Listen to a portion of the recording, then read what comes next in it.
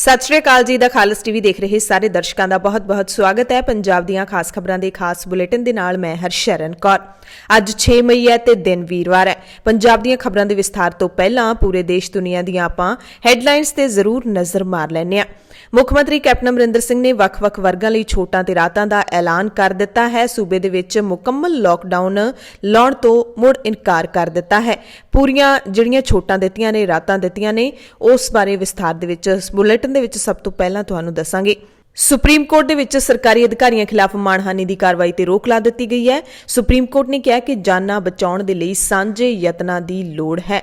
दिल्ली नूं 700 metric ton oxygen supply दी कारज योजना बारे मोदी सरकार तो रिपोर्ट मंगी है। दिल्ली दे विच हालात दी समीक्षा लई माहिरां ते डॉक्टरां दी एक कमेटी बनाउण दा भी सुझाव दिता है। सुप्रीम कोर्ट दी अहम टिप्पणियां ने कि दिल्ली बैठे असीं भी लाचार हां, सानूं मदद लई वकीलां ते लोकां दी चीखो पुकार सुनाई दिंदी है। अधिकारियां नूं जेलां विच डक्कण नाल कहंदे ऑक्सीजन नहीं आउणी। सानूं पता है सरकारी अधिकारी अपनी समर्था तो वध काम कर रहे ने, इस करके उन्हां खिलाफ मानहानि दी कार्रवाई रोक रहे हैं।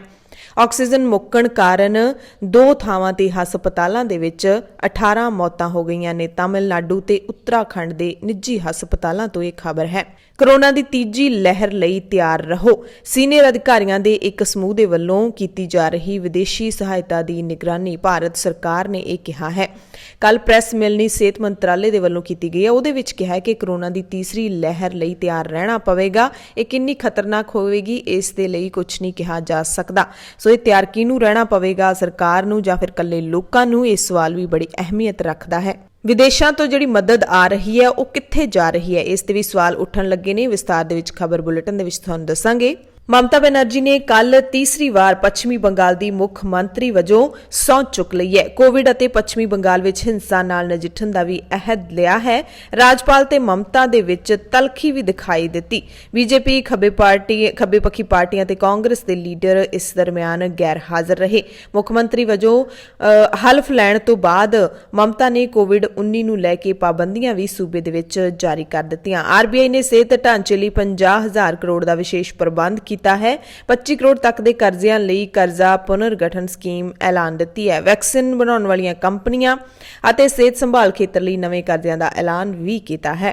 ਸੁਪਰੀਮ ਕੋਰਟ ਨੇ ਕਿਹਾ ਕਿ ਮਰਾਠਿਆਂ ਲਈ ਨੌਕਰੀਆਂ ਤੇ ਦਾਖਲਿਆਂ ਵਿੱਚ ਰਾਖਵਾਂਕਰਨ ਗੈਰ ਸੰਵਿਧਾਨਿਕ ਹੈ। ਰਾਖਵੇਂਕਰਨ ਦੀ ਹੱਦ 50% ਮਿੱਥਣ ਦੇ ਮੰਡਲ ਕਮਿਸ਼ਨ ਦੇ ਫੈਸਲੇ ਨੂੰ ਨਜ਼ਰਸਾਨੀ ਲਈ ਵਡੇਰੇ ਬੈਂਚ ਹਵਾਲੇ ਕਰਨ ਤੋਂ ਨਾ ਕਰ ਦਿੱਤੀ ਹੈ। ਭਾਰਤ ਦੇ ਵਿਦੇਸ਼ ਮੰਤਰੀ ਐਸ ਜੈ ਸ਼ੰਕਰ ਦੇ ਨਾਲ ਬਰਤਾਨੀਆ ਗਏ ਭਾਰਤੀ ਵਫਦ ਦੇ 2 ਮੈਂਬਰ ਕੋਰੋਨਾ ਪੋਜ਼ਿਟਿਵ ਹੋ ਗਏ ਨੇ। ਭਾਰਤੀ ਵਫਦ ਦੀਆਂ ਕੋਰੋਨਾ ਨੈਗੇਟਿਵ ਰਿਪੋਰਟਾਂ ਦੇ ਉੱਤੇ ਹੁਣ ਸਵਾਲ ਉੱਠੇ ਨੇ। ਲੰਡਨ ਦੇ ਵਿੱਚ ਅਮਰੀਕੀ ਵਿਦੇਸ਼ ਮੰਤਰੀ ਐਂਟਨੀ ਬਲਿੰਕਨ ਦੇ ਨਾਲ ਮੁਲਾਕਾਤ ਦੇ ਕੁਝ ਘੰਟਿਆਂ ਤੋਂ ਬਾਅਦ ਹੀ ਭਾਰਤ ਦੇ ਵਿਦੇਸ਼ ਮੰਤਰੀ ਐਸ ਜੈ ਸ਼ੰਕਰ ਨੇ ਭਾਰਤੀ ਵਫਦ ਦੇ 2 ਮੈਂਬਰਾਂ ਦੇ ਕੋਰੋਨਾ ਪੋਜ਼ਿਟਿਵ ਹੋਣ ਦੀ ਪੁਸ਼ਟੀ ਕੀਤੀ। तुरंत बाद भारतीय वफद के मैंबरां दे कोरोना नैगेटिव सर्टिफिकेटां ते सवाल उठने शुरू हो गए ने। बरतानवी मीडिया आउटलैट द सन दे वल्लों यह खुलासा कीते जाना कि G7 देशां दे विदेश मंत्रियां दी मीटिंग विच शामिल होण आए भारतीय वफद के 2 मैंबर कोरोना पॉजिटिव पाए गए ने। उसके तुरंत बाद भारतीय विदेश मंत्री ने मन्निया कि मैं उन्हां नूं मंगलवार शाम नूं ही संभावित कोरोना पॉजिटिव केसां बारे दस्सिया सी। ਭਾਰਤੀ ਚੋਣ ਕਮਿਸ਼ਨ ਨੇ 3 ਲੋਕ ਸਭਾ ਤੇ 8 ਵਿਧਾਨ ਸਭਾ ਸੀਟਾਂ ਦੀਆਂ ਉਪਚੋਣਾਂ ਮੁਲਤਵੀ ਕਰ ਦਿੱਤੀਆਂ ਨੇ। ਮਹਾਮਾਰੀ ਸੰਬੰਧੀ ਹਾਲਾਤ ਦੀ ਸਮੀਖਿਆ ਕਰਨ ਤੋਂ ਬਾਅਦ ਇਹ ਫੈਸਲਾ ਲਿਆ ਗਿਆ ਹੈ। ਚੋਣ ਕਮਿਸ਼ਨ ਨੇ ਇਹ ਵੀ ਕਿਹਾ ਹੈ ਕਿ ਮੀਡੀਆ ਤੇ ਕਿਸੇ ਵੀ ਤਰ੍ਹਾਂ ਦੀ ਕਵਰੇਜ ਕਰਨ ਤੋਂ ਰੋਕ ਨਹੀਂ ਲਾਈ ਜਾ ਸਕਦੀ। ਕੈਪਟਨ ਅਮਰਿੰਦਰ ਸਿੰਘ ਨੇ ਕਿਹਾ ਕਿ ਬਜਟ ਸੈਸ਼ਨ ਦੇ ਵਿੱਚ ਐਲਾਨੇ ਪ੍ਰੋਜੈਕਟ ਦਸੰਬਰ 2021 ਤੱਕ ਮੁਕੰਮਲ ਕੀਤੇ ਜਾਣ। ਲੋਕ ਨਿਰਮਾਣ ਵਿਭਾਗ ਦੇ ਕੰਮਕਾਜ ਦੀ ਕੈਪਟਨ ਨੇ ਸਮੀਖਿਆ ਕੀਤੀ। ਦਿੱਲੀ ਕਟੜਾ ਐਕਸਪ੍ਰੈਸ ਵੇ ਦਾ ਵਿਰੋਧ ਕਰ ਰਹੇ ਕਿਸਾਨਾਂ ਨੇ YPS ਚੌਂਕ ਪਟਿਆਲਾ ਨੇੜੇ ਆਵਾਜਾਈ ਬਹਾਲ ਕਰ ਦਿੱਤੀ ਹੈ। ਸਿੰਘੂ ਬਾਰਡਰ ਤੇ ਪੰਜਾਬ ਦੀਆਂ 32 ਜਥੇਬੰਦੀਆਂ ਦੇ ਕਿਸਾਨ ਲੀਡਰਾਂ ਨੇ ਪ੍ਰੈਸ ਕਾਨਫਰੰਸ ਕਰਕੇ ਅਹਿਮ ਐਲਾਨ ਕੀਤੇ ਨੇ। ਮੁੱਖ ਮੰਤਰੀ ਕੈਪਟਨ ਅਮਰਿੰਦਰ ਸਿੰਘ ਵੱਲੋਂ ਲਾਏ ਲਾਕਡਾਊਨ ਨੂੰ ਚੇਤਾਵਨੀ ਦਿੱਤੀ ਹੈ। 10 ਤੋਂ 12 ਮਈ ਤੱਕ ਪੰਜਾਬ ਤੋਂ ਦਿੱਲੀ ਤੱਕ ਕਿਸਾਨਾਂ ਦੇ ਕੂਚ ਕਰਨ ਦਾ ਐਲਾਨ ਕਰ ਦਿੱਤਾ ਹੈ। ਕੱਲ ਕਿਸਾਨ ਮਜ਼ਦੂਰ ਸੰਘਰਸ਼ ਕਮੇਟੀ ਦੀ ਅਗਵਾਈ ਦੇ ਵਿੱਚ ਇੱਕ ਵੱਡਾ ਕਾਫਲਾ ਦਿੱਲੀ ਨੂੰ ਰਵਾਨਾ ਹੋਇਆ ਹੈ। ਕਣਕ ਦੀ ਖਰੀਦ ਦੀ ਗੱਲ ਕਰ ਲਈਏ ਤਾਂ ਪੰਜਾਬ ਦੇ ਕਮਜ਼ੋਰ ਕਿਸਾਨਾਂ ਦੇ ਲਈ ਆੜ੍ਹਤੀ ਆਪਣੇ ਬੂਹੇ ਬੰਦ ਕਰਨ ਲੱਗੇ ਨੇ। ਜਿਣਸ ਦੀ ਸਿੱਧੀ ਅਦਾਇਗੀ ਤੋਂ ਬਾਅਦ ਕਿਸਾਨਾਂ ਨੂੰ ਅਗਲੀ ਫਸਲ ਦੀ ਤਿਆਰੀ ਲਈ ਆੜ੍ਹਤੀਆਂ ਤੋਂ ਅਗਾਊਂ ਕਰਜ਼ਾ ਮਿਲਣਾ ਬੰਦ ਹੋਣ ਲੱਗਿਆ। ਆੜ੍ਹਤੀਆਂ ਨੂੰ ਡਰ ਹੈ ਕਿ ਕਿਤੇ ਉਹਨਾਂ ਦਾ ਪੈਸਾ ਡੁੱਬ ਨਾ ਜਾਵੇ, ਇਸ ਲਈ ਬਹੁਤੇ ਆੜ੍ਹਤੀਆਂ ਵੱਲੋਂ ਕਿਸਾਨਾਂ ਤੋਂ ਅਗਾਊਂ ਚੈੱਕ ਵੀ ਲਏ ਗਏ ਨੇ। ਨਵੇਂ ਹਾਲਾਤ ਵਿੱਚ ਆੜ੍ਹਤੀਆਂ ਨੇ ਉਹਨਾਂ ਕਿਸਾਨਾਂ ਤੋਂ ਕਿਨਾਰਾ ਕਰਨਾ ਸ਼ੁਰੂ ਕਰ ਦਿੱਤਾ ਹੈ ਜਿਨ੍ਹਾਂ ਦੇ ਸਿਰ ਪਹਿਲਾਂ ਹੀ ਫਸਲ ਤੋਂ ਦੁੱਗਣਾ ਕਰਜ਼ਾ ਚੜ੍ਹਿਆ ਹੋਇਆ ਹੈ। ਸਿੱਧੀ ਅਦਾਇਗੀ ਦੇ ਇਹ ਨਵੇਂ ਅਸਰ ਵੇਖਣ ਨੂੰ ਮਿਲ ਰਹੇ ਨੇ। ਆੜ੍ਹਤੀਆ ਐਸੋਸੀਏਸ਼ਨ ਪੰਜਾਬ ਦੇ ਪ੍ਰਧਾਨ ਰਵਿੰਦਰ ਸਿੰਘ ਚੀਮਾ ਕਹਿੰਦੇ ਨੇ ਕਿ ਸਿੱਧੀ ਅਦਾਇਗੀ ਦੇ ਪੰਜਾਬ ਦੇ ਵੱਖ-ਵੱਖ ਖਿੱਤਿਆਂ ਵਿੱਚ ਵੱਖੋ-ਵੱਖਰੇ ਅਸਰ ਸਾਹਮਣੇ ਆ ਰਹੇ ਨੇ। ਉਹਨਾਂ ਦੱਸਿਆ ਕਿ ਜਿਨ੍ਹਾਂ ਕਿਸਾਨਾਂ ਸਿਰ ਪਹਿਲਾਂ ਹੀ ਜ਼ਿਆਦਾ ਕਰਜ਼ਾ ਹੈ ਉਹਨਾਂ ਨੂੰ ਆੜਤੀ ਨਵਾਂ ਪੈਸਾ ਦੇਣ ਤੋਂ ਹੱਥ ਖਿੱਚ ਰਹੇ ਨੇ, ਜਦੋਂ ਕਿ ਬਾਕੀ ਕਿਸਾਨਾਂ ਨਾਲ ਲੈਣ ਦੇਣ ਵਿੱਚ ਕੋਈ ਫਰਕ ਨਹੀਂ ਆਇਆ। ਉਹਨਾਂ ਨੇ ਦੱਸਿਆ ਕਿ ਜਮ੍ਹਾਂਬੰਦੀ ਵਾਲਾ ਸਿਸਟਮ ਲਾਗੂ ਹੋਣ ਤੋਂ ਬਾਅਦ ਕਈ ਤਰ੍ਹਾਂ ਦੀਆਂ ਦਿੱਕਤਾਂ ਸਾਹਮਣੇ ਆਉਣਗੀਆਂ। ਸਿੱਧੀ ਅਦਾਇਗੀ ਨੇ ਕਈ ਝਮੇਲੇ ਵੀ ਪੈਦਾ ਕਰਨੇ ਨੇ। ਪਾਵਰਕਾਮ ਦੇ ਵੱਲੋਂ ਖੇਤੀ ਬਿਜਲੀ ਸਪਲਾਈ ਸ਼ਡਿਊਲ ਦੇ ਵਿੱਚ ਤਬਦੀਲੀ ਨਾ ਕਰਨ ਤੇ ਕਿਸਾਨਾਂ ਵਿੱਚ ਰੋਸ ਹੈ। ਕਿਸਾਨਾਂ ਦੀ ਮੰਗ ਹੈ ਕਿ ਝੋਨੇ ਲਈ ਪੌਦੇ, ਸਬਜ਼ੀਆਂ ਤੇ ਪੱਠਿਆਂ ਲਈ ਹਰ ਰੋਜ਼ ਬਿਜਲੀ ਛੱਡੀ ਜਾਣੀ ਚਾਹੀਦੀ ਹੈ। ਪਾਵਰਕਾਮ ਵੱਲੋਂ ਕਣਕ ਦੀ ਵਾਢੀ ਦਾ ਸੀਜ਼ਨ ਨਿਬੜਨ ਦੇ ਤੁਰੰਤ ਬਾਅਦ ਹਰ ਸਾਲ ਹੀ ਖੇਤੀ ਲਈ ਰੋਜ਼ ਬਿਜਲੀ ਸਪਲਾਈ ਦੀ ਵਿਵਸਥਾ ਕਰ ਦਿੱਤੀ ਜਾਂਦੀ ਹੈ, ਜਦਕਿ ਐਤਕੀ ਹਾਲੇ ਤੱਕ ਖੇਤੀ ਸਪਲਾਈ 'ਚ ਤਬਦੀਲੀ ਨਹੀਂ ਕੀਤੀ ਗਈ ਹੈ। ਕੈਪਟਨ ਅਮਰਿੰਦਰ ਸਿੰਘ ਨੇ ਹਾਲਾਂਕਿ ਕਈ ਛੋਟਾਂ ਦਾ ਐਲਾਨ ਕੀਤਾ ਹੈ ਲੰਘੀ ਸ਼ਾਮ ਨੂੰ, ਪਰ ਫਿਰ ਵੀ ਪੰਜਾਬ ਸਰਕਾਰ ਦੀਆਂ ਪਾਬੰਦੀਆਂ ਖਿਲਾਫ ਦੁਕਾਨਦਾਰ ਪੂਰੇ ਪੰਜਾਬ ਦੇ ਵਿੱਚ ਨਿੱਤਰੇ ਹੋਏ। ਗੈਰ ਜ਼ਰੂਰੀ ਐਲਾਨੀਆਂ ਦੁਕਾਨਾਂ ਅੱਜ ਤੋਂ ਕਈ ਸ਼ਹਿਰਾਂ ਦੇ ਵਿੱਚ ਦੁਕਾਨਦਾਰਾਂ ਨੇ ਆਪਣੇ ਆਪ ਹੀ ਖੋਲ੍ਹਣ ਦਾ ਐਲਾਨ ਕਰ ਦਿੱਤਾ ਹੈ।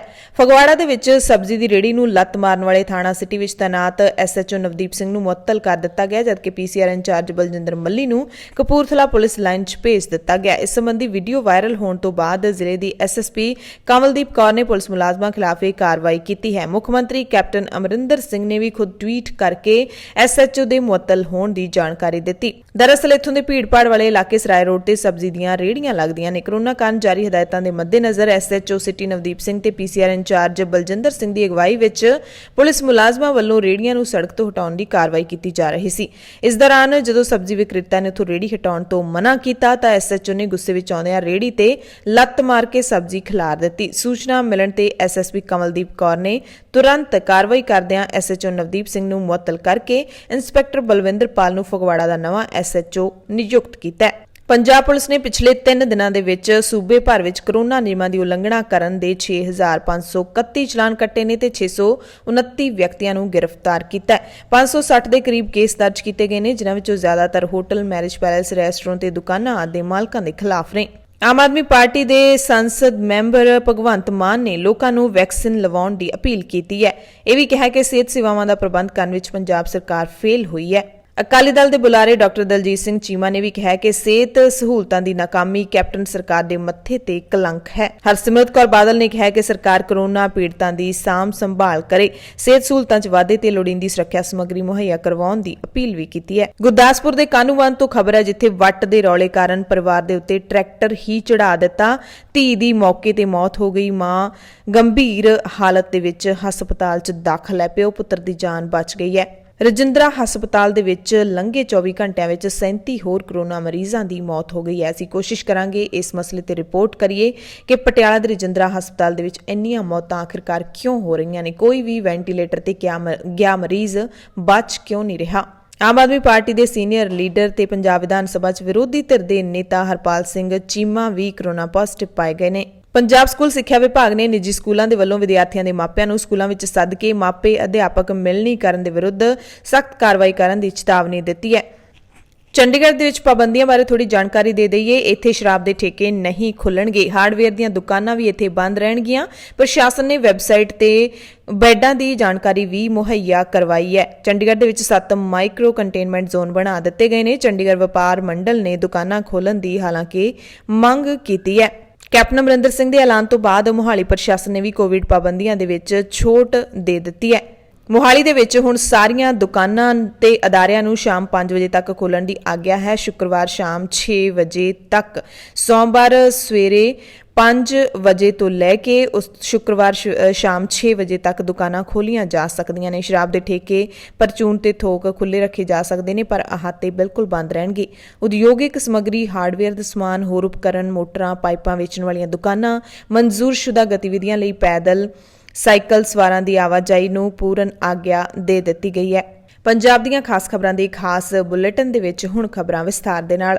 ਬੁਲੇਟਿਨ ਦੇ ਵਿੱਚ ਸਭ ਤੋਂ ਪਹਿਲਾਂ ਪੰਜਾਬ ਦੇ ਮੁੱਖ ਮੰਤਰੀ ਕੈਪਟਨ ਅਮਰਿੰਦਰ ਸਿੰਘ ਨੇ ਜੋ ਬੈਠਕ ਕੀਤੀ ਹੈ ਕੋਵਿਡ ਰਿਵਿਊ, ਉਸ ਦੇ ਵਿੱਚ ਕੀ ਨਵੇਂ ਐਲਾਨ ਕੀਤੇ ਨੇ, ਕੀ ਨਵੀਆਂ ਰਾਤਾਂ ਦਿੱਤੀਆਂ ਨੇ ਜਾਂ ਫਿਰ ਪਾਬੰਦੀਆਂ ਲਾਈਆਂ ਨੇ, ਉਹਨਾਂ ਸਾਰੀਆਂ ਪਾਬੰਦੀਆਂ ਦੇ ਬਾਰੇ, ਉਹਨਾਂ ਸਾਰੀਆਂ ਰਾਤਾਂ ਦਾ ਜ਼ਿਕਰ ਕਰਾਂਗੇ। ਸਭ ਤੋਂ ਪਹਿਲਾਂ ਮੁੱਖ ਮੰਤਰੀ ਕੈਪਟਨ ਅਮਰਿੰਦਰ ਸਿੰਘ ਨੇ ਲੋਕਡਾਊਨ ਲਾਉਣ ਤੋਂ ਮੁੜ ਇਨਕਾਰ ਕਰ ਦਿੱਤਾ ਹੈ। ਕਿਹਾ ਕਿ ਮੌਜੂਦਾ ਪਾਬੰਦੀਆਂ ਜਿਹੜੀਆਂ ਲਾਈਆਂ ਹੋਈਆਂ ਨੇ ਉਹ ਕਈ ਸੂਬਿਆਂ ਦੇ ਲੋਕਡਾਊਨ ਤੋਂ ਜ਼ਿਆਦਾ ਸਖਤ ਨੇ, ਯਾਨੀ ਕਿ ਜੇ ਦੂਸਰੇ ਸੂਬਿਆਂ ਦੇ ਲੋਕਡਾਊਨ ਤੋਂ ਸਖਤ ਨੇ ਤਾਂ ਇੱਕ ਤਰੀਕੇ ਦਾ ਲੋਕਡਾਊਨ ਹੀ ਤਾਂ ਹੈ। ਕੈਬਨਿਟ ਮੀਟਿੰਗ ਦੀ ਵਰਚੁਅਲ ਤੌਰ ਤੇ ਪ੍ਰਧਾਨਗੀ ਕਰਦੇ ਹੋਏ ਕੈਪਟਨ ਨੇ ਪੰਜਾਬ ਦੀਆਂ ਰੋਕਾਂ ਦੀ ਤੁਲਨਾ ਦਿੱਲੀ, ਮਹਾਰਾਸ਼ਟਰ, ਕਰਨਾਟਕਾ ਤੇ ਕੇਰਲਾ ਵਰਗੇ ਸੂਬਿਆਂ ਸਮੇਤ ਹੋਰੀ ਥਾਈਂ ਲਾਈਆਂ ਰੋਕਾਂ ਦੇ ਨਾਲ ਕੀਤੀ ਤੇ ਕਿਹਾ ਕਿ ਜ਼ਰੂਰੀ ਨਹੀਂ ਹੈ ਕਿ ਮੁਕੰਮਲ ਲਾਕਡਾਊਨ ਲਾਗੂ ਕੀਤਾ ਜਾਵੇ। कोरोना की दूसरी लहर नूं रोकण दे लई पंजाब सरकार ने लोकां दे लई राहत दा ऐलान करन दा भी दावा कीता है। मुख मंत्री कैप्टन अमरिंदर सिंह ने फूड विभाग नूं 1 करोड़ 41 लख स्मार्ट राशन कार्ड लाभपात्रियों दे लई 10 किलो वाधू आटा देण दे आदेश दिते ने। इस दे नाल ही कैप्टन ने डिप्टी कमिश्नरस नूं कोविड-19 दे मरीजां दे लई 5 लाख फूड किटां तैयार करन दे हुकम दिते ने, जिस तहत 10 किलो आटा, 2 किलो छोले ते 2 किलो खंड दित्ती जाएगी ते इह सहायता जिहड़ी भारत सरकार दे वल्लों ऐलानी गई मदद तो वखरी होवेगी। इस मौके कैप्टन ने कोरोना दे वाधे खतरे दे मद्देनज़र लोकां दी मुश्किलां दूर करन दे लई छोटियां रातां दा ऐलान भी कीता है। इन्हां रातां दे विच दुकानां दा पड़ावार खोले जाना भी शामिल है। हाउसिंग खेतर दे लई भी कई छोटां शामिल ने, जिन्हां विच सूबे दीयां शहरी विकास अथॉरिटियां वल्लों प्राइवेट होवे जां अलॉटेड दोवां श्रेणियां दे लई प्लाटां प्रोजैक्टां दी उसारी दी प्रवानगी दा समां 3 महीने दे लई ਵਧਾ ਦਿੱਤਾ ਗਿਆ। सो मुख मंत्री कैप्टन अमरिंदर सिंह ने दुकानदारां दे रोह नूं देखदिआं होइआं ਜ਼ਿਲ੍ਹਾ ਪ੍ਰਸ਼ਾਸਨ ਦੇ ਅਧਿਕਾਰੀਆਂ ਨੂੰ ਕਹਿ ਦਿੱਤਾ ਹੈ ਕਿ ਆਪੋ ਆਪਣੇ ਜ਼ਿਲ੍ਹਿਆਂ ਦੇ ਵਿੱਚ ਪੜਾਅਵਾਰ ਦੁਕਾਨਾਂ ਖੋਲਣ ਦੀ ਯੋਜਨਾ ਦੇ ਉੱਤੇ ਉਹ ਕੰਮ ਕਰਨ। ਇਸ ਤੋਂ ਪਹਿਲਾਂ ਕਈ ਕੈਬਨਿਟ ਮੰਤਰੀਆਂ ਨੇ ਚੋਣਵੀਆਂ ਦੁਕਾਨਾਂ ਬੰਦ ਕਰਨ ਤੇ ਪਾਏ ਜਾ ਰਹੇ ਰੋਸ ਦਾ ਮੁੱਦਾ ਚੁੱਕਿਆ। ਖਾਸ ਤੌਰ ਤੇ ਮਨਪ੍ਰੀਤ ਸਿੰਘ ਬਾਦਲ, ਤ੍ਰਿਪਤ ਰਜਿੰਦਰ ਸਿੰਘ ਬਾਜਵਾ ਤੇ ਭਾਰਤ ਭੂਸ਼ਣ ਆਸ਼ੂ ਨੇ ਕਿਹਾ ਕਿ ਦੁਕਾਨਦਾਰ, ਖਾਸ ਕਰਕੇ ਸ਼ਹਿਰੀ ਖੇਤਰ ਦੇ ਦੁਕਾਨਦਾਰ ਸੂਬੇ ਵਿੱਚ ਲਾਈਆਂ ਰੋਕਾਂ ਨੇ ਜਿਹੜੀਆਂ ਉਹਨਾਂ ਤੋਂ ਬਹੁਤ ਔਖੇ ਨੇ, ਦੁਕਾਨਾਂ ਬੰਦ ਕਰਨ ਤੋਂ ਬਹੁਤ ਔਖੇ ਨੇ। ਤਾਂ ਮੁੱਖ ਮੰਤਰੀ ਕੈਪਟਨ ਅਮਰਿੰਦਰ ਸਿੰਘ ਨੇ ਸਪਸ਼ਟੀਕਰਨ ਦਿੱਤਾ ਕਿ ਬੰਦ ਕਰਨ ਦਾ ਉਦੇਸ਼ ਸਿਰਫ ਭੀੜ ਤੋਂ ਬਚਾਅ ਕਰਨਾ ਹੈ, ਪਰ ਜ਼ਿਲ੍ਹਾ ਪ੍ਰਸ਼ਾਸਨ ਹੁਣ ਪੜਾਅ ਦਰ ਪੜਾਅ ਦੁਕਾਨਾਂ ਨੂੰ ਖੋਲੇਗਾ। ਇਸ ਦੇ ਨਾਲ ਹੀ ਮੁੱਖ ਮੰਤਰੀ ਨੇ ਸਰਕਾਰੀ ਸਕੂਲਾਂ ਵਿੱਚ ਅਧਿਆਪਕਾਂ ਦੀ ਗਿਣਤੀ 50% ਤੱਕ ਕਰਨ ਦੇ ਵੀ ਹੁਕਮ ਦੇ ਦਿੱਤੇ ਨੇ। ਸੋ ਅਧਿਆਪਕਾਂ ਨੂੰ ਥੋੜੀ ਰਾਹਤ ਜ਼ਰੂਰ ਮਿਲੀ ਹੈ, ਬਾਕੀ ਅਧਿਆਪਕ ਘਰ ਤੋਂ ਹੀ ਆਨਲਾਈਨ ਕਲਾਸਾਂ ਲੈਣਗੇ। ਮੁੱਖ ਮੰਤਰੀ ਕੈਪਟਨ ਅਮਰਿੰਦਰ ਸਿੰਘ ਨੇ ਸਮਾਜਿਕ ਭਲਾਈ ਵਿਭਾਗ ਨੂੰ ਵੀ ਹੁਕਮ ਦਿੱਤੇ ਨੇ ਕਿ ਜਿਹੜੀਆਂ ਪੈਨਸ਼ਨਾਂ ਹੈਗੀਆਂ ਨੇ ਉਹਨਾਂ ਨੂੰ ਤੁਰੰਤ ਜਾਰੀ ਕੀਤਾ ਜਾਵੇ, ਤੁਰੰਤ ਵੰਡਿਆ ਜਾਵੇ ਤਾਂ ਜੋ ਲੋਕਾਂ ਨੂੰ ਇਸ ਸੰਕਟ ਦੀ ਘੜੀ ਦੇ ਵਿੱਚ ਹੋਰ ਮੁਸੀਬਤ ਦਾ ਸਾਹਮਣਾ ਨਾ ਕਰਨਾ ਪਵੇ। ਇਸ ਮੌਕੇ ਵਿੱਤ ਮੰਤਰੀ ਮਨਪ੍ਰੀਤ ਬਾਦਲ ਨੇ ਵੀ ਮੁੱਖ ਮੰਤਰੀ ਕੈਪਟਨ ਦੇ ਧਿਆਨ ਦੇ ਵਿੱਚ ਲਿਆਂਦਾ ਕਿ ਕੀਮਤਾਂ ਨਿਰਧਾਰਿਤ ਕੀਤੀਆਂ ਹੋਣ ਦੇ ਬਾਵਜੂਦ ਵੀ ਪ੍ਰਾਈਵੇਟ ਹਸਪਤਾਲ ਕੋਵਿਡ ਮਰੀਜ਼ਾਂ ਤੋਂ ਵੱਧ ਪੈਸੇ ਲੈ ਰਹੇ ਨੇ। ਮੁੱਖ ਮੰਤਰੀ ਨੇ ਸਿਹਤ ਵਿਭਾਗ ਨੂੰ ਕਹਿ ਦਿੱਤਾ ਕਿ ਸਖਤੀ ਦੇ ਨਾਲ ਇਸ ਮਾਮਲੇ ਦੀ ਜਾਂਚ ਕਰੋ। ਜਿਹੜਾ ਵੀ ਪ੍ਰਾਈਵੇਟ ਹਸਪਤਾਲ ਵੱਧ ਪੈਸੇ ਵਸੂਲਦਾ ਹੈ ਮਰੀਜ਼ਾਂ ਤੋਂ, ਉਹਨਾਂ ਦੇ ਖਿਲਾਫ ਕਾਰਵਾਈ ਕੀਤੀ ਜਾਵੇ। ਮੁੱਖ ਮੰਤਰੀ ਕੈਪਟਨ ਅਮਰਿੰਦਰ ਸਿੰਘ ਨੇ ਪਿੰਡਾਂ ਤੇ ਸ਼ਹਿਰਾਂ ਦੇ ਲਈ ਵੀ ਇੱਕ ਐਲਾਨ ਕੀਤਾ ਹੈ। ਪਿੰਡਾਂ ਦੇ ਵਿੱਚ ਸਰਪੰਚਾਂ ਨੂੰ ਅਧਿਕਾਰ ਦਿੱਤੇ ਗਏ ਨੇ ਕਿ ਉਹ ਪੰਚਾਇਤੀ ਫੰਡ ਦੇ ਵਿੱਚੋਂ ਵੱਧ ਤੋਂ ਵੱਧ 50,000 ਰੁਪਏ ਖਰਚ ਕਰ ਸਕਦੇ ਨੇ ਤੇ ਹਰ ਦਿਨ 5,000 ਰੁਪਏ ਖਰਚ ਕਰ ਸਕਦੇ ਨੇ। ਪਿੰਡਾਂ ਦੇ ਵਿੱਚ ਗਰੀਬਾਂ, ਲੋੜਵੰਦਾਂ ਨੂੰ ਦਵਾਈਆਂ ਤੇ ਭੋਜਨ ਦੇਣ ਦੇ ਲਈ। ਇਸ ਦੇ ਨਾਲ ਹੀ ਸ਼ਹਿਰੀ ਸਥਾਨਕ ਇਕਾਈਆਂ ਨੂੰ ਵੀ ਲੋੜਵੰਦ ਲੋਕਾਂ ਨੂੰ ਭੋਜਨ ਤੇ ਦਵਾਈਆਂ ਸਮੇਤ ਜ਼ਰੂਰੀ ਰਾਹਤ ਦੇਣ ਲਈ ਮਿਊਨਿਸਪਲ ਫੰਡ ਦੇ ਵਿੱਚੋਂ ਪੈਸੇ ਖਰਚਣ ਦਾ ਅਧਿਕਾਰ ਹੈ ਜਿਹੜਾ ਉਹ ਦੇ ਦਿੱਤਾ ਗਿਆ। ਦੇਸ਼ ਦੇ ਵਿੱਚ ਕੋਰੋਨਾ ਦੀ ਤੀਸਰੀ ਲਹਿਰ ਦਾ ਆਉਣਾ ਤੈਅ ਹੈ। ਕੇਂਦਰ ਸਰਕਾਰ ਦੇ ਪ੍ਰਮੁੱਖ ਵਿਗਿਆਨੀ ਸਲਾਹਕਾਰ ਕੇ ਵਿਜੇ ਰਾਘਵਨ ਨੇ ਇਹ ਵੱਡੀ ਗੱਲ ਕਹੀ ਹੈ। ਕੋਵਿਡ ਦੀ ਮੌਜੂਦਾ ਸਥਿਤੀ ਨੂੰ ਲੈ ਕੇ ਜੋ ਕੇਂਦਰ ਸਰਕਾਰ ਦੇ ਵੱਲੋਂ ਰੋਜ਼ਾਨਾ ਪ੍ਰੈਸ ਕਾਨਫਰੰਸ ਕੀਤੀ ਜਾਂਦੀ ਹੈ ਸਿਹਤ ਮੰਤਰਾਲੇ ਦੇ ਵੱਲੋਂ, ਉਸ ਦੇ ਵਿੱਚ ਮੌਜੂਦ ਕੇ ਵਿਜੇ ਰਾਘਵਨ ਨੇ ਇਹ ਕਿਹਾ ਹੈ ਕਿ ਜਿਸ ਤਰੀਕੇ ਦੇ ਨਾਲ ਕੋਰੋਨਾ ਦੇ ਕੇਸ ਵੱਧ ਰਹੇ ਨੇ ਉਸ ਨੂੰ ਦੇਖਦੇ ਹੋਏ ਕਿਹਾ ਜਾ ਸਕਦਾ ਹੈ ਕਿ ਤੀਜੀ ਲਹਿਰ ਆਏਗੀ, ਪਰ ਇਹ ਸਪਸ਼ਟ ਨਹੀਂ ਕਿਹਾ ਜਾ ਸਕਦਾ ਕਿ ਕਿੰਨੀ ਖਤਰਨਾਕ ਹੋਵੇਗੀ ਤੇ ਕਦੋਂ ਆਏਗੀ। ਪਰ ਇਹਦੇ ਲਈ ਸਾਨੂੰ ਸਭ ਨੂੰ ਤਿਆਰ ਰਹਿਣਾ ਚਾਹੀਦਾ ਹੈ, ਚੇਤਾਵਨੀ ਦਿੱਤੀ ਹੈ। ਸੋ ਤਿਆਰ ਕਿਸਨੇ ਰਹਿਣਾ ਹੈ? ਸਰਕਾਰ ਨੇ ਰਹਿਣਾ ਹੈ ਜਾਂ ਲੋਕਾਂ ਨੇ ਮਰਨ ਦੇ ਲਈ ਤਿਆਰ ਰਹਿਣਾ ਹੈ? ਇਹ ਵੀ ਇੱਕ ਵੱਡਾ ਸਵਾਲ ਹੈ, ਕਿਉਂਕਿ ਪਹਿਲੀ ਲਹਿਰ ਤੋਂ ਬਾਅਦ ਦੂਸਰੀ ਵੀ ਆਈ, ਬਾਕੀ ਮੁਲਕਾਂ ਦੇ ਵਿੱਚ ਵੀ ਦੂਸਰੀ ਆਈ, ਤਾਂ ਵੀ ਭਾਰਤ ਸਰਕਾਰ ਨੇ ਕੋਈ ਇੰਨੀ ਖਾਸ ਤਿਆਰੀ ਨਹੀਂ ਕੀਤੀ ਸੀ ਕਿ ਲੋਕਾਂ ਦੀਆਂ ਜਾਨਾਂ ਨਾ ਜਾਣ। ਸੋ ਜੇ ਹੁਣ ਤੀਸਰੀ ਲਹਿਰ ਆਏਗੀ ਵੀ ਤਾਂ ਸਰਕਾਰ ਕੀ ਤਿਆਰੀ ਕਰੇਗੀ, ਇਹ ਵੱਡੀ ਤੇ ਅਹਿਮ ਦੇਖਣ ਵਾਲੀ ਗੱਲ ਰਹੇਗੀ। ਸ਼ਰਾਬ ਕੋਰੋਨਾ ਤੋਂ ਨਹੀਂ ਬਚਾ ਸਕਦੀ। ਪੀਜੀਆਈ ਦੇ ਸਾਬਕਾ ਡਾਇਰੈਕਟਰ ਨੇ ਪੰਜਾਬ ਦੇ ਲੋਕਾਂ ਨੂੰ ਅਪੀਲ ਕੀਤੀ ਹੈ। ਕਮੇਟੀ ਦੇ ਮੁਖੀ ਨੇ ਜਿਹੜੇ ਪੰਜਾਬ ਦੀ ਮਾਹਿਰ ਕਮੇਟੀ ਆ ਕੋਵਿਡ ਬਾਰੇ ਬਣੀ ਹੋਈ, ਉਹਦੇ ਮੁਖੀ ਨੇ ਡਾਕਟਰ ਕੇ ਤਲਵਾੜ, ਪੀਜੀਆਈ ਦੇ ਸਾਬਕਾ ਡਾਇਰੈਕਟਰ ਵੀ ਹੈਗੇ ਨੇ। ਉਹਨਾਂ ਨੇ ਕਿਹਾ ਹੈ, ਪੰਜਾਬ ਦੇ ਲੋਕਾਂ ਨੂੰ ਅਪੀਲ ਕੀਤੀ ਹੈ ਕਿ ਸੋਸ਼ਲ ਮੀਡੀਆ ਤੇ ਚੱਲ ਰਹੀਆਂ ਅਫਵਾਹਾਂ ਤੇ ਭਰੋਸਾ ਨਾ ਕਰੋ ਕਿ ਸ਼ਰਾਬ ਕੋਰੋਨਾ ਵਾਇਰਸ ਤੋਂ ਬਚਾਅ ਕਰਦੀ ਹੈ। ਉਹਨਾਂ ਕਿਹਾ ਕਿ ਬਹੁਤ ਜ਼ਿਆਦਾ ਸ਼ਰਾਬ ਪੀਣ ਨਾਲ ਸਰੀਰ ਵਿੱਚ ਰੋਗਾਂ ਦੇ ਖਿਲਾਫ ਲੜਨ ਦੀ ਤਾਕਤ ਘਟਦੀ ਹੈ। ਅਜਿਹੀ ਹਾਲਤ ਵਿੱਚ ਕੋਰੋਨਾ ਦਾ ਅਸਰ ਜਾਨ ਲੈ ਸਕਦਾ ਹੈ। ਨਾਲ ਹੀ ਉਹਨਾਂ ਕਿਹਾ ਕਿ ਘੱਟ ਮਾਤਰਾ ਦੇ ਵਿੱਚ ਸ਼ਰਾਬ ਪੀਣ ਦੇ ਨਾਲ ਨੁਕਸਾਨ ਨਹੀਂ ਹੁੰਦਾ, ਪਰ ਇਸ ਦੀ ਬਹੁਤਾਤ ਘਾਤਕ ਹੋ ਸਕਦੀ ਹੈ। ਡਾਕਟਰ ਤਲਵਾੜ ਨੇ ਕਿਹਾ ਕਿ ਕਰੋਨਾ ਦਾ ਟੀਕਾ ਲਵਾਉਣ ਤੋਂ 2 ਦਿਨ ਪਹਿਲਾਂ ਤੇ ਟੀਕਾ ਲਵਾਉਣ ਤੋਂ 2 ਦਿਨ ਬਾਅਦ ਸ਼ਰਾਬ ਬਿਲਕੁਲ ਨਾ ਪੀਤੀ ਜਾਵੇ। ਪਰ ਉਹਨਾਂ ਨੇ ਇਹ ਜਿਹੜੀਆਂ ਅਫਵਾਹਾਂ ਫੈਲ ਰਹੀਆਂ ਨੇ ਕਿ ਸ਼ਰਾਬ ਪੀਣ ਦੇ ਨਾਲ ਕਰੋਨਾ ਭੱਜ ਜਾਂਦਾ ਹੈ, ਕਰੋਨਾ ਨਹੀਂ ਹੁੰਦਾ, ਇਹਨਾਂ ਤੇ ਧਿਆਨ ਨਾ ਦਿਓ। ਪਿਛਲੇ ਸਾਲ ਵੀ ਜਿਹੀਆਂ ਅਫਵਾਹਾਂ ਉੱਡੀਆਂ ਸੀ ਤੇ ਵਾਰ-ਵਾਰ WHO ਨੇ ਵੀ ਕਿਹਾ ਸੀ ਕਿ ਸ਼ਰਾਬ ਦੇ ਨਾਲ ਨੁਕਸਾਨ ਹੁੰਦਾ ਹੈ, ਫਾਇਦਾ ਕੋਈ ਨਹੀਂ ਹੁੰਦਾ। ਡਾਕਟਰ ਕੇ ਤਲਵਾੜ ਨੇ ਇਹ ਵੀ ਕਿਹਾ ਕਿ ਕਰੋਨਾ ਪੰਜਾਬ ਦੇ ਵਿੱਚ ਪੀਕ ਵੱਲ ਵਧ ਰਿਹਾ ਹੈ, ਅਗਲੇ ਹਫ਼ਤੇ ਰਿਕਾਰਡ ਮਾਮਲੇ ਸਾਹਮਣੇ ਆ ਸਕਦੇ ਨੇ, ਸੋ ਲੋਕਾਂ ਨੂੰ ਧਿਆਨ ਰੱਖਣਾ ਚਾਹੀਦਾ ਹੈ, ਲੋਕਾਂ ਨੂੰ ਮਾਸਕ ਪਾ ਕੇ ਰੱਖਣਾ ਚਾਹੀਦਾ ਹੈ। ਇਸ ਗੱਲ ਦਾ ਖਾਸ ਧਿਆਨ ਰੱਖਣ ਕਿ ਜਦੋਂ ਵੀ ਬਾਹਰ ਜਾਣ ਮਾਸਕ ਪਾਇਆ ਹੋਵੇ ਤੇ ਜਿਹੜੀ 6 ਫੁੱਟ ਦੀ ਦੂਰੀ ਨਿਰਧਾਰਿਤ ਕੀਤੀ ਗਈ ਹੈ ਉਹ ਜ਼ਰੂਰ ਬਣਾ ਕੇ ਰੱਖੀ ਜਾਵੇ। ਹਰ ਕੋਈ ਆਪਣੀ ਜ਼ਿੰਮੇਵਾਰੀ ਸਮਝੇ, ਆਪਣੇ ਆਪ ਨੂੰ ਸੁਰੱਖਿਅਤ ਰੱਖੇ ਤੇ ਦੂਸਰੇ ਲੋਕਾਂ ਦੀ ਵੀ ਪਰਵਾਹ ਕਰੇ, ਕਿਉਂਕਿ ਕਰੋਨਾ ਪੀਕ ਤੇ ਹਾਲੇ ਜਾਣਾ ਹੈ। ਵੈਸੇ ਵੀ ਜਿਹੜੇ ਮਾਹਿਰ ਹੈਗੇ ਨੇ ਉਹਨਾਂ ਨੇ ਵੀ ਅੰਦਾਜ਼ਾ ਲਾਇਆ ਸੀ ਕਿ ਕਰੋਨਾ ਦੇ ਮਾਮਲੇ ਨੇ ਜਿਹੜੇ ਪੂਰੇ ਭਾਰਤ ਦੇ ਵਿੱਚ ਮੱਧ ਮਈ ਦੇ ਵਿੱਚ, ਜਿਹੜੀ ਕਿ ਆਉਣ ਵਾਲੀ ਹੈ, ਹੁਣ ਮਈ ਦਾ ਮਹੀਨਾ ਤਾਂ ਸ਼ੁਰੂ ਹੋ ਹੀ ਚੁੱਕਿਆ ਹੈ ਤੇ 15 ਤੋਂ 20 ਮਈ ਦੇ ਤੱਕ ਬਹੁਤ ਜ਼ਿਆਦਾ ਕੇਸ ਨੇ ਜਿਹੜੇ ਕਰੋਨਾ ਦੇ ਉਹ ਭਾਰਤ ਦੇ ਵਿੱਚ ਆਉਣ ਦੇ ਅੰਦਾਜ਼ੇ ਦਿੱਤੇ ਗਏ ਨੇ। ਪੰਜਾਬ ਦੇ 22 ਜ਼ਿਲ੍ਹਿਆਂ ਦੇ ਵਿੱਚੋਂ 17 ਜ਼ਿਲ੍ਹਿਆਂ ਦੇ ਸਰਕਾਰੀ ਹਸਪਤਾਲਾਂ ਦੇ ਵਿੱਚ ICU ਬੈੱਡ ਹੀ ਨਹੀਂ, ਜਿਸ ਕਾਰਨ ਕਰੋਨਾ ਮਰੀਜ਼ਾਂ ਨੂੰ ਪ੍ਰਾਈਵੇਟ ਹਸਪਤਾਲਾਂ ਦੇ ਵਿੱਚ ਸ਼ਿਫਟ ਹੋਣਾ ਪੈ ਰਿਹਾ ਹੈ। ਵਾਧੂ ਖਰਚੇ, ਵਾਧੂ ਪੈਸੇ ਦੇਣੇ ਪੈ ਰਹੇ ਨੇ, ਬਹੁਤ ਜ਼ਿਆਦਾ ਜਿਹੜੀਆਂ ਫੀਸਾਂ ਨੇ ਪ੍ਰਾਈਵੇਟ ਹਸਪਤਾਲਾਂ ਦੀਆਂ ਬੈੱਡਾਂ ਦੀਆਂ ਉਹ ਦੇਣੀਆਂ ਪੈ ਰਹੀਆਂ ਨੇ, ਕੋਈ 100 ਦੇ ਵਿੱਚ ਨਹੀਂ, ਹਜ਼ਾਰਾਂ ਦੇ ਵਿੱਚ ਨੇ। ਇੰਡੀਅਨ ਐਕਸਪ੍ਰੈਸ ਦੀ ਖਬਰ ਦੇ ਮੁਤਾਬਿਕ ਪਿਛਲੇ 1 ਮਹੀਨੇ ਵਿੱਚ ਮਰੀਜ਼ਾਂ ਦੇ ਵੱਲੋਂ ਆਕਸੀਜਨ ਦੀ ਮੰਗ 20 ਗੁਣਾ ਵਧੀ ਹੈ ਤੇ ਵੈਂਟੀਲੇਟਰਾਂ ਦੀ ਮੰਗ 9 ਗੁਣਾ ਵਧੀ ਹੈ। ਹਸਪਤਾਲਾਂ ਦੇ ਵਿੱਚ ਬੈੱਡਾਂ ਦੀ ਕਮੀ ਵੀ ਵੇਖਣ ਨੂੰ ਮਿਲ ਰਹੀ ਹੈ। 2 ਅਪ੍ਰੈਲ ਨੂੰ ਆਕਸੀਜਨ ਦੀ ਲੋੜ ਵਾਲੇ ਮਰੀਜ਼ਾਂ ਦੀ ਗਿਣਤੀ 386 ਸੀ ਤੇ 24 ਮਰੀਜ਼ਾਂ ਨੂੰ ਹੀ ਵੈਂਟੀਲੇਟਰ ਦੀ ਲੋੜ ਸੀ। 3 ਮਈ ਨੂੰ ਆਕਸੀਜਨ ਦੀ ਲੋੜ ਵਾਲੇ ਮਰੀਜ਼ਾਂ ਦੀ ਗਿਣਤੀ ਹੈ ਜਿਹੜੀ ਉਹ ਵੱਧ ਕੇ 7845 ਹੋ ਗਈ, ਯਾਨੀ ਕਿ 1 ਮਹੀਨੇ ਬਾਅਦ ਬਹੁਤ ਜ਼ਿਆਦਾ ਵੱਧ ਗਈ ਤੇ 213 ਮਰੀਜ਼ ਨੇ ਜਿਹੜੇ ਇਸ ਵਕਤ ਵੈਂਟੀਲੇਟਰ ਤੇ ਨੇ। ਪਟਿਆਲਾ, ਫਰੀਦਕੋਟ, ਅੰਮ੍ਰਿਤਸਰ, ਜਲੰਧਰ ਤੇ ਲੁਧਿਆਣਾ, ਇਹਨਾਂ 5 ਜ਼ਿਲ੍ਹਿਆਂ ਤੋਂ ਇਲਾਵਾ ਕਿਸੇ ਵੀ ਜ਼ਿਲ੍ਹੇ ਦੇ ਸਰਕਾਰੀ ਹਸਪਤਾਲ ਦੇ ਕੋਲ ICU ਬੈੱਡ ਹੀ ਨਹੀਂ। ਇਹ ਨੇ ਪੰਜਾਬ ਦੇ ਸਿਹਤ ਦੇ ਹਾਲਾਤ, ਇਹ ਨੇ ਪੰਜਾਬ ਦੇ ਸਿਹਤ ਪ੍ਰਬੰਧ ਜੋ ਕਿ ਪੰਜਾਬ ਦੇ ਸਿਹਤ ਮਹਿਕਮੇ ਦਾ ਪੂਰਾ ਮੂੰਹ ਚੜਾ ਰਹੇ ਨੇ, ਪੰਜਾਬ ਦੀ ਕੈਪਟਨ ਸਰਕਾਰ ਦਾ ਵੀ ਮੂੰਹ ਚੜਾ ਰਹੇ ਨੇ। ਕਿਉਂਕਿ ਪੰਜਾਬ ਸਰਕਾਰ ਨੇ ਦਾਅਵਾ ਕੀਤਾ ਸੀ ਕਿ ਪਿਛਲੇ ਬਜਟ ਸਾਲ ਦੇ ਵਿੱਚ ਸੂਬੇ ਦੇ ਲੋਕਾਂ ਦੀ ਸਿਹਤ ਸੰਭਾਲ ਲਈ 1000 ਕਰੋੜ ਰੁਪਏ ਖਰਚੇ ਗਏ ਸੀ, ਤਾਂ ਕਿ 1000 ਕਰੋੜ ਰੁਪਏ ਦੇ ਵਿੱਚੋਂ ਇੱਕ ICU ਬੈੱਡ ਵੀ ਸਾਰੇ ਜ਼ਿਲ੍ਹਿਆਂ ਦੇ ਹਸਪਤਾਲਾਂ ਦੇ ਲਈ ਨਹੀਂ ਆ ਸਕਿਆ। ਪਤਾ ਨਹੀਂ ਇੰਨੀ ਰਾਸ਼ੀ ਹੈ ਜਿਹੜੀ ਉਹ ਜਾਂਦੀ ਕਿੱਥੇ ਹੈ, ਜਾਂ ਫਿਰ ਇੰਨੇ ਜਿਹੜੇ ਪੈਕੇਜ ਅਨਾਉਂਸ ਕੀਤੇ ਜਾਂਦੇ ਨੇ ਉਹ ਸਿਰਫ ਹਵਾ ਦੇ ਵਿੱਚ ਕੀਤੇ ਜਾਂਦੇ ਨੇ ਤੇ ਉਹ ਕਾਗਜ਼ਾਂ ਦੇ ਵਿੱਚ ਹੀ ਪਏ ਰਹਿ ਜਾਂਦੇ ਨੇ। ਇਹਨਾਂ ਗੱਲਾਂ ਦੀ, ਇਹਨਾਂ ਦਾਅਵਿਆਂ ਦੀ ਗੱਲ ਹੈ ਜਿਹੜੀ ਉਹ ਲੋਕਾਂ ਨੂੰ ਸਮਝ ਨਹੀਂ ਆਉਣੀ। ਪੰਜਾਬ ਸਰਕਾਰ ਨੇ ਹਾਲਾਂਕਿ ਕਾਰੋਬਾਰੀਆਂ ਤੇ ਦੁਕਾਨਦਾਰਾਂ ਦੇ ਵੱਲੋਂ ਮਿੰਨੀ ਲੋਕਡਾਊਨ ਦੇ ਖਿਲਾਫ ਆਵਾਜ਼ ਚੁੱਕਣ ਤੋਂ ਬਾਅਦ ਜਿਹੜੀਆਂ ਪਾਬੰਦੀਆਂ ਦੇ ਵਿੱਚ ਥੋੜੀ ਛੋਟ ਜ਼ਰੂਰ ਦਿੱਤੀ ਹੈ। ਪੰਜਾਬ ਦੇ ਗ੍ਰਹਿ ਵਿਭਾਗ ਨੇ ਨੋਟੀਫਿਕੇਸ਼ਨ ਜਿਹੜਾ ਜਾਰੀ ਕੀਤਾ ਹੈ ਉਸ ਦੇ ਵਿੱਚ ਕਈ ਹੋਰ ਦੁਕਾਨਾਂ ਨੂੰ ਵੀ ਹੁਣ ਸੋਮਵਾਰ ਤੋਂ ਸ਼ੁੱਕਰਵਾਰ ਸ਼ਾਮ 5 ਵਜੇ ਤੱਕ ਖੋਲਣ ਦੀ ਇਜਾਜ਼ਤ ਦੇ ਦਿੱਤੀ ਗਈ ਹੈ। ਹਾਲਾਂਕਿ ਜਿਹੜਾ ਲਾਕਡਾਊਨ ਹਫ਼ਤਾਵਾਰੀ ਹੋਏਗਾ ਉਹਦੇ ਵਿੱਚ ਇਹ ਦੁਕਾਨਾਂ ਵੀ ਬੰਦ ਰਹਿਣਗੀਆਂ।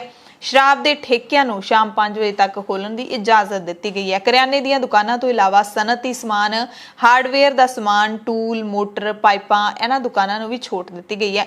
ਖਾਦ, ਬੀਜ, ਕੀਟਨਾਸ਼ਕ, ਖੇਤੀ ਮਸ਼ੀਨਰੀ, ਬਾਗਵਾਨੀ ਸੰਦਾਂ ਵਾਲੀਆਂ ਦੁਕਾਨਾਂ ਨੂੰ ਵੀ ਛੋਟ ਦਿੱਤੀ ਗਈ ਹੈ।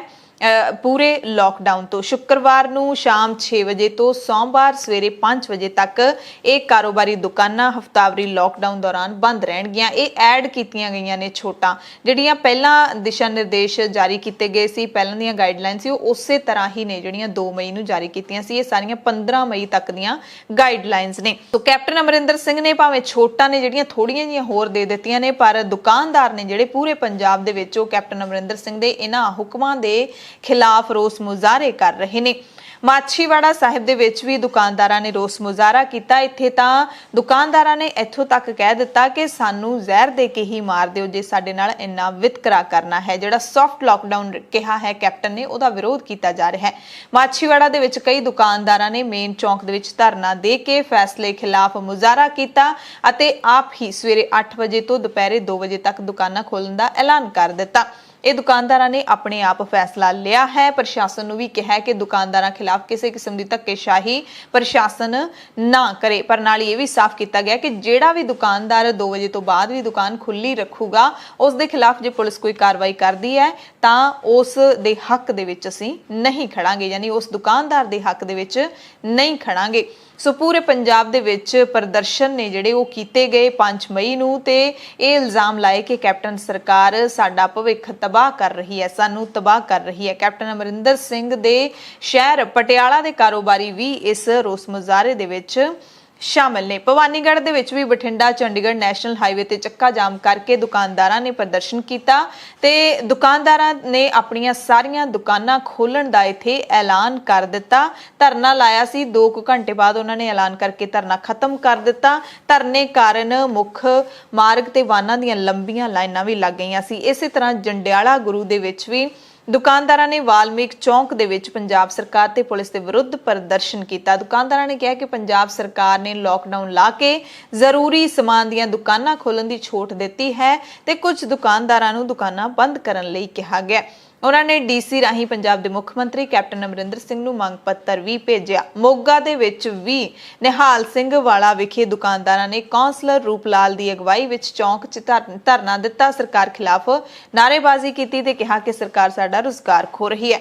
ਮਾਨਸਾ ਦੇ ਭਿੱਖੀ ਦੇ ਵਿੱਚ ਵੀ ਦੁਕਾਨਦਾਰਾਂ ਨੇ ਅਜਿਹਾ ਵਿਰੋਧ ਪ੍ਰਦਰਸ਼ਨ ਕੀਤਾ, ਫਿਰ ਬਾਅਦ 'ਚੋਂ ਐਲਾਨ ਕਰ ਦਿੱਤਾ ਕਿ ਸਵੇਰੇ 9 ਵਜੇ ਤੋਂ ਦੁਪਹਿਰੇ 3 ਵਜੇ ਤੱਕ ਅਸੀਂ ਦੁਕਾਨਾਂ ਖੋਲਾਂਗੇ, ਪ੍ਰਸ਼ਾਸਨ ਸਾਡੇ ਖਿਲਾਫ ਸਖਤੀ ਨਾ ਕਰੇ। ਸੋ 15 ਮਈ ਤੱਕ ਜੇ ਪੰਜਾਬ ਦੇ ਮੁੱਖ ਮੰਤਰੀ ਕੈਪਟਨ ਅਮਰਿੰਦਰ ਸਿੰਘ ਨੇ ਇਹ ਜਿਹੜੇ ਹੁਕਮ ਇਹਨਾਂ ਦੇ ਵਿੱਚ ਕੋਈ ਬਦਲਾਅ ਨਾ ਕੀਤਾ, ਦੁਕਾਨਦਾਰਾਂ ਨੂੰ ਕੋਈ ਵੀ ਰਾਹਤ ਨਾ ਦਿੱਤੀ, ਤੇ ਸ਼ਾਇਦ ਲੱਗਦਾ ਇਸੇ ਤਰ੍ਹਾਂ ਰੋਸ ਮੁਜ਼ਾਹਰੇ ਚੱਲਦੇ ਰਹਿਣਗੇ। ਪਰ ਜਿੱਥੇ ਵੀ ਦੁਕਾਨਦਾਰਾਂ ਨੇ ਦੁਕਾਨਾਂ ਖੋਲਣ ਦਾ ਐਲਾਨ ਕੀਤਾ ਹੈ, ਜ਼ਾਹਿਰ ਤੌਰ ਤੇ ਉਹ ਦੁਕਾਨਾਂ ਖੋਲਣਗੇ 6 ਮਈ ਨੂੰ, ਤਾਂ ਉੱਥੇ ਪ੍ਰਸ਼ਾਸਨ ਕੀ ਰੁਖ ਅਖਤਿਆਰ ਕਰਦਾ ਹੈ ਇਹ ਵੀ ਦੇਖਣਾ ਅਹਿਮ ਰਹੇਗਾ ਕਿ ਉਹਨਾਂ ਦੇ ਖਿਲਾਫ ਕਾਰਵਾਈ ਕੀਤੀ ਜਾਂਦੀ ਹੈ ਨਿਯਮਾਂ ਦੀ ਉਲੰਘਣਾ ਕਰਨ ਕਰਕੇ, ਜਾਂ ਫਿਰ ਉਹਨਾਂ ਦੇ ਨਾਲ ਤਾਲਮੇਲ ਕਾਇਮ ਕੀਤਾ ਜਾਂਦਾ ਹੈ। ਇਸ ਬਾਰੇ ਕੁਝ ਨਹੀਂ ਕਿਹਾ ਜਾ ਸਕਦਾ। ਪਟਿਆਲਾ ਦੇ ਰਜਿੰਦਰਾ ਹਸਪਤਾਲ ਦੇ ਵਿੱਚ ਜਿੱਥੇ ਮੌਤਾਂ ਦਾ ਕਹਿਰ ਲਗਾਤਾਰ ਜਾਰੀ ਹੈ, ਉੱਥੇ ਬਠਿੰਡਾ ਤੋਂ ਵੀ ਅਜਿਹੀਆਂ ਖਬਰਾਂ ਆ ਰਹੀਆਂ ਨੇ। ਬਠਿੰਡਾ ਸ਼ਹਿਰ ਦੇ ਸ਼ਮਸ਼ਾਨ ਘਾਟਾਂ ਦਾ ਹਾਲ ਇੰਨਾ ਕੁ ਮੰਦਾ ਹੋ ਚੁੱਕਿਆ ਕਿ ਉੱਥੇ ਚਿਤਾ ਦੇ ਲਈ ਥਾਂ ਦੀ ਘਾਟ ਪੈ ਰਹੀ ਹੈ, ਯਾਨੀ ਕਿ ਸ਼ਮਸ਼ਾਨ ਘਾਟਾਂ ਦੇ ਵਿੱਚ ਅੰਤਿਮ ਸੰਸਕਾਰ ਕਰਨ ਦੇ ਲਈ ਚਿਤਾਵਾਂ ਬਣਾਉਣ ਦੇ ਲਈ ਵੀ ਜਗ੍ਹਾ ਦੀ ਘਾਟ ਪੈ ਰਹੀ ਹੈ। ਸ਼ਮਸ਼ਾਨ ਘਾਟ ਦਾਣਾ ਮੰਡੀ ਸ਼ਹਿਰ ਦਾ ਸਭ ਤੋਂ ਵੱਡਾ ਸ਼ਮਸ਼ਾਨ ਘਾਟ ਹੈ, ਜਿੱਥੇ ਇੱਕੋ ਸਮੇਂ 25 ਅੰਤਿਮ ਸੰਸਕਾਰ ਕਰਨ ਦੀ ਵਿਵਸਥਾ ਹੈ, ਪਰ ਇੱਥੇ ਵੀ ਕਈ ਦਿਨਾਂ ਤੋਂ ਲਗਾਤਾਰ ਥਾਂ ਘਟ ਰਹੀ ਹੈ। ਇੱਕੋ ਵਾਰੀ 25 ਸੰਸਕਾਰ ਹੋ ਰਹੇ ਨੇ ਰੋਜ਼ਾਨਾ। ਅੱਧੀ ਦਰਜਨ ਜਾਂ ਇਸ ਤੋਂ ਵੀ ਵੱਧ ਚਿਤਾਵਾਂ ਨੂੰ ਵੱਖ-ਵੱਖ ਥਾਵਾਂ ਤੇ ਮਚਾਇਆ ਜਾ ਰਿਹਾ ਹੈ। ਸਾਰੇ ਸ਼ਮਸ਼ਾਨ ਘਾਟਾਂ ਦਾ ਬਠਿੰਡੇ ਜ਼ਿਲ੍ਹੇ ਦੇ ਵਿੱਚ ਇਹੀ ਹਾਲ ਦੱਸਿਆ ਜਾ ਰਿਹਾ ਹੈ। ਅਸਥੀਆਂ ਰੱਖਣ ਲਈ ਬਣੀਆਂ ਥਾਵਾਂ ਵੀ ਘੱਟ ਪੈ ਰਹੀਆਂ ਨੇ, ਕਿਉਂਕਿ ਸ਼ਮਸ਼ਾਨ ਘਾਟ ਦਾਣਾ ਮੰਡੀ 'ਚ ਪਹਿਲਾਂ ਕੁੱਲ 80 ਬਕਸੇ ਬਣੇ ਹੋਏ ਸੀ ਜਿੱਥੇ ਅਸਥੀਆਂ ਰੱਖੀਆਂ ਜਾਂਦੀਆਂ ਸੀ। ਲੰਘੇ 2 ਹਫ਼ਤਿਆਂ ਤੋਂ ਸਾਰੇ ਬਕਸੇ ਭਰ ਚੁੱਕੇ ਨੇ ਤੇ ਅਸਥੀਆਂ ਨੂੰ ਬਾਹਰ ਹੀ ਰੱਖਣਾ ਪੈ ਰਿਹਾ ਹੈ। ਪ੍ਰਬੰਧਕਾਂ ਨੇ ਇੱਥੇ ਹੀ ਇੱਕ ਹੋਰ ਵੱਖਰਾ ਕਮਰਾ ਅਸਥੀਆਂ ਦੇ ਲਈ ਰਾਖਵਾਂ ਕਰ ਦਿੱਤਾ, ਜਿੱਥੇ 80 ਹੋਰ ਬਕਸੇ ਬਣਾਏ ਜਾ ਰਹੇ ਨੇ। ਸੋ ਮੌਤਾਂ ਦਾ ਜਿਹੜਾ ਇਹ ਸਿਲਸਿਲਾ ਲਗਾਤਾਰ ਵੱਧਦਾ ਜਾ ਰਿਹਾ ਹੈ, ਇਹਦਾ ਕਾਰਨ ਹੈ ਜਿਹੜਾ ਉਹ ਲੋਕਾਂ ਨੂੰ ਹਲੇ ਚੰਗੀ ਤਰ੍ਹਾਂ ਸਮਝ ਨਹੀਂ ਆ ਰਿਹਾ। ਡਾਕਟਰਾਂ ਨੂੰ ਵੀ ਨਹੀਂ ਸਮਝ ਆ ਰਿਹਾ ਕਿ ਮੌਤਾਂ ਜਿਹੜੀਆਂ ਇੰਨੀ ਵੱਡੀ ਗਿਣਤੀ ਵਿੱਚ ਹੋ ਰਹੀਆਂ ਨੇ ਉਹਦੇ ਕਾਰਨ ਨਿਕੰਮੇ ਸਿਹਤ ਪ੍ਰਬੰਧ ਨੇ, ਜਾਂ ਫਿਰ ਕਰੋਨਾ ਵਾਇਰਸ ਦਾ ਦੂਸਰਾ ਇਹ ਰੂਪ ਹੈ ਜਿਹੜਾ ਉਹ ਇੰਨਾ ਜ਼ਿਆਦਾ ਖਤਰਨਾਕ ਹੈ ਕਿ ਉਸ ਤੇ ਕਾਬੂ ਹੀ ਨਹੀਂ ਪਾਇਆ ਜਾ ਰਿਹਾ। ਸੋ ਇਹ ਬਹੁਤ ਸਾਰੇ ਜਿਹੜੇ ਸਵਾਲ ਇਹਨਾਂ ਮੌਤਾਂ ਦੇ ਦਰਮਿਆਨ ਉੱਠ ਰਹੇ ਨੇ। ਪਟਿਆਲਾ ਦੇ ਰਜਿੰਦਰਾ ਹਸਪਤਾਲ ਤੋਂ ਵੀ ਰੋਜ਼ਾਨਾ ਪਰੇਸ਼ਾਨ ਕਰਨ ਵਾਲੀਆਂ ਖਬਰਾਂ ਆਉਂਦੀਆਂ ਨੇ।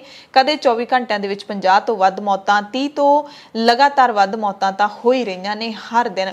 ਇਹ ਵੀ ਜਾਣਕਾਰੀ ਸਾਨੂੰ ਮਿਲ ਰਹੀ ਹੈ ਸੂਤਰਾਂ ਤੋਂ ਕਿ ਪਟਿਆਲੇ ਦੇ ਰਜਿੰਦਰਾ ਹਸਪਤਾਲ ਦੇ ਵਿੱਚ ਜਿਹੜਾ ਵੀ ਕਰੋਨਾ ਦਾ ਮਰੀਜ਼ ਵੈਂਟੀਲੇਟਰ ਤੇ ਚਲਾ ਜਾਂਦਾ ਹੈ ਉਹ ਬਚਦਾ ਹੀ ਨਹੀਂ ਹੈ। ਜਿਹੜਾ ਵੀ ਮਰੀਜ਼ ਹੁਣ ਤੱਕ ਦੂਸਰੀ ਲਹਿਰ ਦੇ ਦਰਮਿਆਨ ਵੈਂਟੀਲੇਟਰ ਤੇ ਪਾਇਆ ਗਿਆ ਉਸ ਦੀ ਮੌਤ ਹੀ ਹੋਈ ਹੈ, ਉਸ ਨੂੰ ਬਚਾਇਆ ਨਹੀਂ ਜਾ ਸਕਿਆ। ਇਹਦੇ ਪਿੱਛੇ ਹੁਣ ਕਾਰਨ ਕੀ ਹੈ, ਇਸ ਦੀ ਜਾਂਚ ਹੋਣ ਦੀ ਜ਼ਰੂਰ ਲੋੜ ਹੈ, ਕਿਉਂਕਿ ਇੱਥੋਂ ਰਿਕਵਰੀ ਹੀ ਨਹੀਂ ਹੋ ਰਹੀ। ਮੌਤਾਂ ਹੋ ਰਹੀਆਂ ਨੇ ਨੌਜਵਾਨਾਂ ਦੀਆਂ ਵੀ, ਬਜ਼ੁਰਗਾਂ ਦੀਆਂ ਵੀ, ਅੱਧਖੜ ਉਮਰ ਦੇ ਲੋਕਾਂ ਦੀਆਂ ਵੀ। ਹਾਲਾਂਕਿ ਰਜਿੰਦਰਾ ਹਸਪਤਾਲ ਦੇ ਵਿੱਚ ਬਾਹਰਲੇ ਸੂਬਿਆਂ ਤੋਂ ਵੀ ਲੋਕ ਇਲਾਜ ਇਲਾਜ ਕਰਵਾਉਣ ਦੇ ਲਈ ਆ ਰਹੇ ਨੇ। ਪੰਜਾਬ ਦੇ ਰੂਰਲ ਹੈਲਥ ਮਿਸ਼ਨ ਕਰਮਚਾਰੀ ਨੇ ਜਿਹੜੇ ਉਹ ਹੜਤਾਲ ਤੇ ਚਲੇ ਗਏ ਨੇ, ਜਿਸ ਕਾਰਨ ਮਰੀਜ਼ਾਂ ਨੂੰ ਖਾਸੀਆਂ ਦਿੱਕਤਾਂ ਦਾ ਸਾਹਮਣਾ ਕਰਨਾ ਪੈ ਰਿਹਾ ਹੈ। ਹੜਤਾਲ ਨੂੰ ਲੈ ਕੇ senior medical officer doctor Sanjeev Bhalla ਨੇ ਕਿਹਾ ਕਿ ਅੱਜ ਜੋ ਹਾਲਾਤ ਨੇ ਅਜਿਹੇ ਵਿੱਚ ਡਿਊਟੀ ਕਰ ਰਹੇ ਹਰ ਕਰਮਚਾਰੀ ਦੀ ਮੁੱਖ ਲੋੜ ਹੈ ਕਿ ਉਹ ਆਪਣੀ ਜ਼ਿੰਮੇਵਾਰੀ ਸਮਝੇ। ਰੂਰਲ ਨੈਸ਼ਨਲ ਹੈਲਥ ਮਿਸ਼ਨ ਦੇ ਕਰਮਚਾਰੀਆਂ ਦੇ ਹੜਤਾਲ ਤੇ ਜਾਣ ਨਾਲ ਹਸਪਤਾਲਾਂ ਦੇ ਕੰਮ ਤੇ ਅਸਰ ਪੈ ਰਿਹਾ ਹੈ। ਇਹਨਾਂ ਵਿੱਚੋਂ ਕੋਈ ਕਰਮਚਾਰੀ ਕੋਰੋਨਾ ਵੈਕਸੀਨ ਸੈਂਪਲਿੰਗ ਅਤੇ ਆਈਸੋਲੇਸ਼ਨ ਵਾਰਡ ਵਿੱਚ ਡਿਊਟੀ ਕਰ ਰਹੇ ਸੀ ਤੇ ਹੁਣ ਹੜਤਾਲ ਤੇ ਜਾਣ ਕਾਰਨ ਮੁਸ਼ਕਲਾਂ ਤਾਂ ਆ ਹੀ ਰਹੀਆਂ ਨੇ। ਸ੍ਰੀ ਮੁਕਤਸਰ ਸਾਹਿਬ ਦੇ ਸਿਹਤ ਵਿਭਾਗ ਕੋਲ ਜ਼ਿਲ੍ਹੇ ਦੇ ਵਿੱਚ 11 ਵੈਂਟੀਲੇਟਰ ਤਾਂ ਹਨ, ਪਰ ਇਹਨਾਂ ਨੂੰ ਚਲਾਉਣ ਦਾ ਇੱਕ ਵੀ ਮਾਹਿਰ ਨਹੀਂ ਹੈ। ਸ੍ਰੀ ਮੁਕਤਸਰ ਸਾਹਿਬ ਅਤੇ ਗਿੱਦੜਬਾਹਾ ਦੇ ਵਿੱਚ ਕੋਵਿਡ ਹਸਪਤਾਲ ਬਣਾਏ ਗਏ ਨੇ, ਪਰ ਹਾਲਾਤ ਜਿਹੜੇ ਜ਼ਮੀਨੀ ਇਹ ਨੇ ਕਿ ਜਿਹੜੇ ਮਰੀਜ਼ ਹੈਗੇ ਨੇ ਉਹਨਾਂ ਨੂੰ ਅੱਗੇ ਰੈਫਰ ਕਰਨਾ ਪੈਂਦਾ ਹੈ ਜੇ ਸਮੱਸਿਆ ਵੱਧ ਜਾਵੇ, ਕਿਉਂਕਿ 11 ਵੈਂਟੀਲੇਟਰ ਹੈਗੇ ਨੇ ਪਰ ਇਹਨਾਂ ਦੇ ਵਿੱਚੋਂ ਚਲਾਉਣ ਵਾਲਾ ਵੈਂਟੀਲੇਟਰਾਂ ਨੂੰ ਜਿਹੜਾ ਚਲਾਉਣ ਵਾਲਾ ਇੱਕ ਵੀ ਮਾਹਿਰ ਜ਼ਿਲ੍ਹੇ ਦੇ ਵਿੱਚ ਨਹੀਂ ਹੈ। 7 ਵੈਂਟੀਲੇਟਰ ਕੱਲੇ ਸ੍ਰੀ ਮੁਕਤਸਰ ਸਾਹਿਬ ਸਿਵਲ ਹਸਪਤਾਲ ਦੇ ਵਿੱਚ ਹਨ ਤੇ ਇਹ ਸਮੱਸਿਆ ਕੋਈ ਅੱਜ ਦੀ ਨਹੀਂ, ਕਈ ਸਾਲਾਂ ਤੋਂ ਇਹ ਸਮੱਸਿਆ ਬਣੀ ਹੋਈ ਹੈ। ਸ੍ਰੀ ਮੁਕਤਸਰ ਸਾਹਿਬ ਤੋਂ ਹੀ ਅਗਲੀ ਖਬਰ ਹੈ, ਜਿੱਥੇ ਪਿੰਡ ਖੁੰਡੇ ਹਲਾਲ ਦੇ ਵਿੱਚ ਆਰਐਮਪੀ ਡਾਕਟਰ ਤਰਸ਼ਪਿੰਦਰਪਾਲ ਸਿੰਘ ਜੋ ਖੁਦ ਕੋਰੋਨਾ ਪੋਜ਼ਿਟਿਵ ਸਨ ਤੇ ਕਲੀਨਿਕ ਤੇ ਮਰੀਜ਼ਾਂ ਦਾ ਚੈੱਕਅਪ ਕਰਦੇ ਪਾਏ ਗਏ ਨੇ। ਸੂਚਨਾ ਪੁਲਿਸ ਨੂੰ ਮਿਲੀ, ਜਿਸ ਤੋਂ ਬਾਅਦ ਪੁਲਿਸ ਨੇ ਡਾਕਟਰ ਦੇ ਖਿਲਾਫ ਦਫਾ 188, 269, 270 ਤੇ 271 ਤਹਿਤ ਮਾਮਲਾ ਦਰਜ ਕੀਤਾ। ਇਸ ਤੋਂ ਪਹਿਲਾਂ ਵੀ ਸ੍ਰੀ ਮੁਕਤਸਰ ਸਾਹਿਬ ਤੋਂ ਇੱਕ ਸਰਕਾਰੀ ਡਾਕਟਰ ਜੋ ਕੋਰੋਨਾ ਪੋਜ਼ਿਟਿਵ ਸਨ ਸ਼ਹਿਰ ਦੇ ਇੱਕ ਨਿੱਜੀ ਕਲੀਨਿਕ ਦੇ ਵਿੱਚ ਮਰੀਜ਼ਾਂ ਦਾ ਚੈੱਕਅਪ ਕਰਦੇ ਫੜੇ ਗਏ ਸੀ। ਆਮ ਆਦਮੀ ਪਾਰਟੀ ਦੇ ਵਿਧਾਇਕ ਅਤੇ ਪੰਜਾਬ ਵਿਧਾਨ ਸਭਾ ਵਿੱਚ ਵਿਰੋਧੀ ਧਿਰ ਦੇ ਲੀਡਰ ਹਰਪਾਲ ਸਿੰਘ ਚੀਮਾ ਦੀ ਕੋਰੋਨਾ ਰਿਪੋਰਟ ਵੀ ਪੋਜ਼ਿਟਿਵ ਆਈ ਹੈ। ਉਹਨਾਂ ਨੇ ਆਪਣੇ ਆਪ ਨੂੰ ਘਰ ਦੇ ਵਿੱਚ ਆਈਸੋਲੇਟ ਕਰ ਲਿਆ ਹੈ, ਖੁਦ ਇਸ ਦੀ ਜਾਣਕਾਰੀ ਦਿੱਤੀ ਹੈ। ਭਾਰਤ ਦੇ ਵਿੱਚ ਬੈਨ ਖਾਲਿਸਤਾਨੀ ਪੱਖੀ ਸੰਸਥਾ 6 ਫॉर ਜਸਟਿਸ ਨੇ ਹੁਣ ਪੰਜਾਬ ਦੇ ਲੋਕਾਂ ਨੂੰ ਆਕਸੀਜਨ ਅਤੇ ਇਲਾਜ ਦੇ ਲਈ ਪੈਸੇ ਦੇਣ ਦਾ ਦਾਅਵਾ ਕੀਤਾ ਹੈ। ਇੰਡੀਆ ਟੁਡੇ ਦੀ ਖਬਰ ਦੇ ਮੁਤਾਬਿਕ ਪੰਜਾਬ ਸਰਕਾਰ ਨੇ ਇਸ ਕਾਰਵਾਈ ਨੂੰ 6 ਫॉर ਜਸਟਿਸ ਦੀ ਆਕਸੀਜਨ ਸਾਜ਼ਿਸ਼ ਦੱਸਿਆ ਹੈ। ਕਿਹਾ ਕਿ ਇਸ ਔਖੀ ਘੜੀ ਦੇ ਵਿੱਚ ਵੀ 6 ਫॉर ਜਸਟਿਸ ਪੰਜਾਬ ਦੇ ਲੋਕਾਂ ਨੂੰ ਆਪਣੇ ਵੱਲ ਕਰਨ ਦੀ ਕੋਸ਼ਿਸ਼ ਕਰ ਰਹੀ ਹੈ। ਪੰਜਾਬ ਦੇ ਅਧਿਕਾਰੀਆਂ ਦਾ ਕਹਿਣਾ ਹੈ ਕਿ ਅਜਿਹੀਆਂ ਕਰੀਬ 2 ਦਰਜਨ ਫੋਨ ਕਾਲਸ ਨੂੰ ਟਰੈਕ ਕੀਤਾ ਗਿਆ ਹੈ, ਜਿਸ ਵਿੱਚ 6 ਫॉर ਜਸਟਿਸ ਦੇ ਮੁਖੀ ਗੁਰਪਤਵੰਤ ਸਿੰਘ ਪੰਨੂ ਦੀ ਸੰਸਥਾ ਕੋਵਿਡ ਮਰੀਜ਼ਾਂ ਨੂੰ 3000 ਰੁਪਏ ਤੇ ਆਕਸੀਜਨ ਦੇਣ ਦਾ ਵਾਅਦਾ ਕਰ ਰਹੀ ਹੈ। ਫੋਨ ਰਿਕਾਰਡਿੰਗ ਦੇ ਮੁਤਾਬਿਕ ਕਿਹਾ ਜਾ ਰਿਹਾ ਹੈ ਕਿ ਪੰਜਾਬ 'ਚ ਮਹਾਮਾਰੀ ਬੁਰੀ ਤਰ੍ਹਾਂ ਫੈਲ ਰਹੀ ਹੈ। ਖਾਲਿਸਤਾਨ ਡਿਕਲੇਰੇਸ਼ਨ ਡੇ ਦੀ 35ਵੀਂ ਵਰ੍ਹੇਗੰਢ ਦੇ ਮੌਕੇ 6 ਫॉर ਜਸਟਿਸ ਕੋਰੋਨਾ ਮਰੀਜ਼ਾਂ ਨੂੰ 3000 ਰੁਪਏ ਤੇ ਆਕਸੀਜਨ ਦੇਵੇਗੀ। ਇਸ ਦੇ ਲਈ ਤੁਹਾਨੂੰ ਇੱਕ ਵੈਬਸਾਈਟ ਤੇ ਜਾ ਕੇ ਫਾਰਮ ਭਰਨਾ ਹੈ ਤੇ 6 ਫॉर ਜਸਟਿਸ 24 ਘੰਟਿਆਂ ਦੇ ਵਿੱਚ ਤੁਹਾਨੂੰ ਆਕਸੀਜਨ ਉਪਲਬਧ ਕਰਵਾਏਗੀ। ਇਸ ਵੈਬਸਾਈਟ ਨੂੰ ਵੀ ਦੱਸਿਆ ਜਾ ਰਿਹਾ ਫੋਨ ਕਾਲ ਦੇ ਵਿੱਚ www.oxygenforpunjab.org, ਇਸ ਤੇ ਜਾ ਕੇ ਤੁਹਾਨੂੰ ਆਪਣੀ ਜਾਣਕਾਰੀ ਹੈ ਜਿਹੜੀ ਉਹ ਭਰਨੀ ਹੋਏਗੀ। ਇਸ ਤੇ ਪੰਜਾਬ ਸਰਕਾਰ ਨੇ ਇਤਰਾਜ਼ ਜਤਾਇਆ ਹੈ।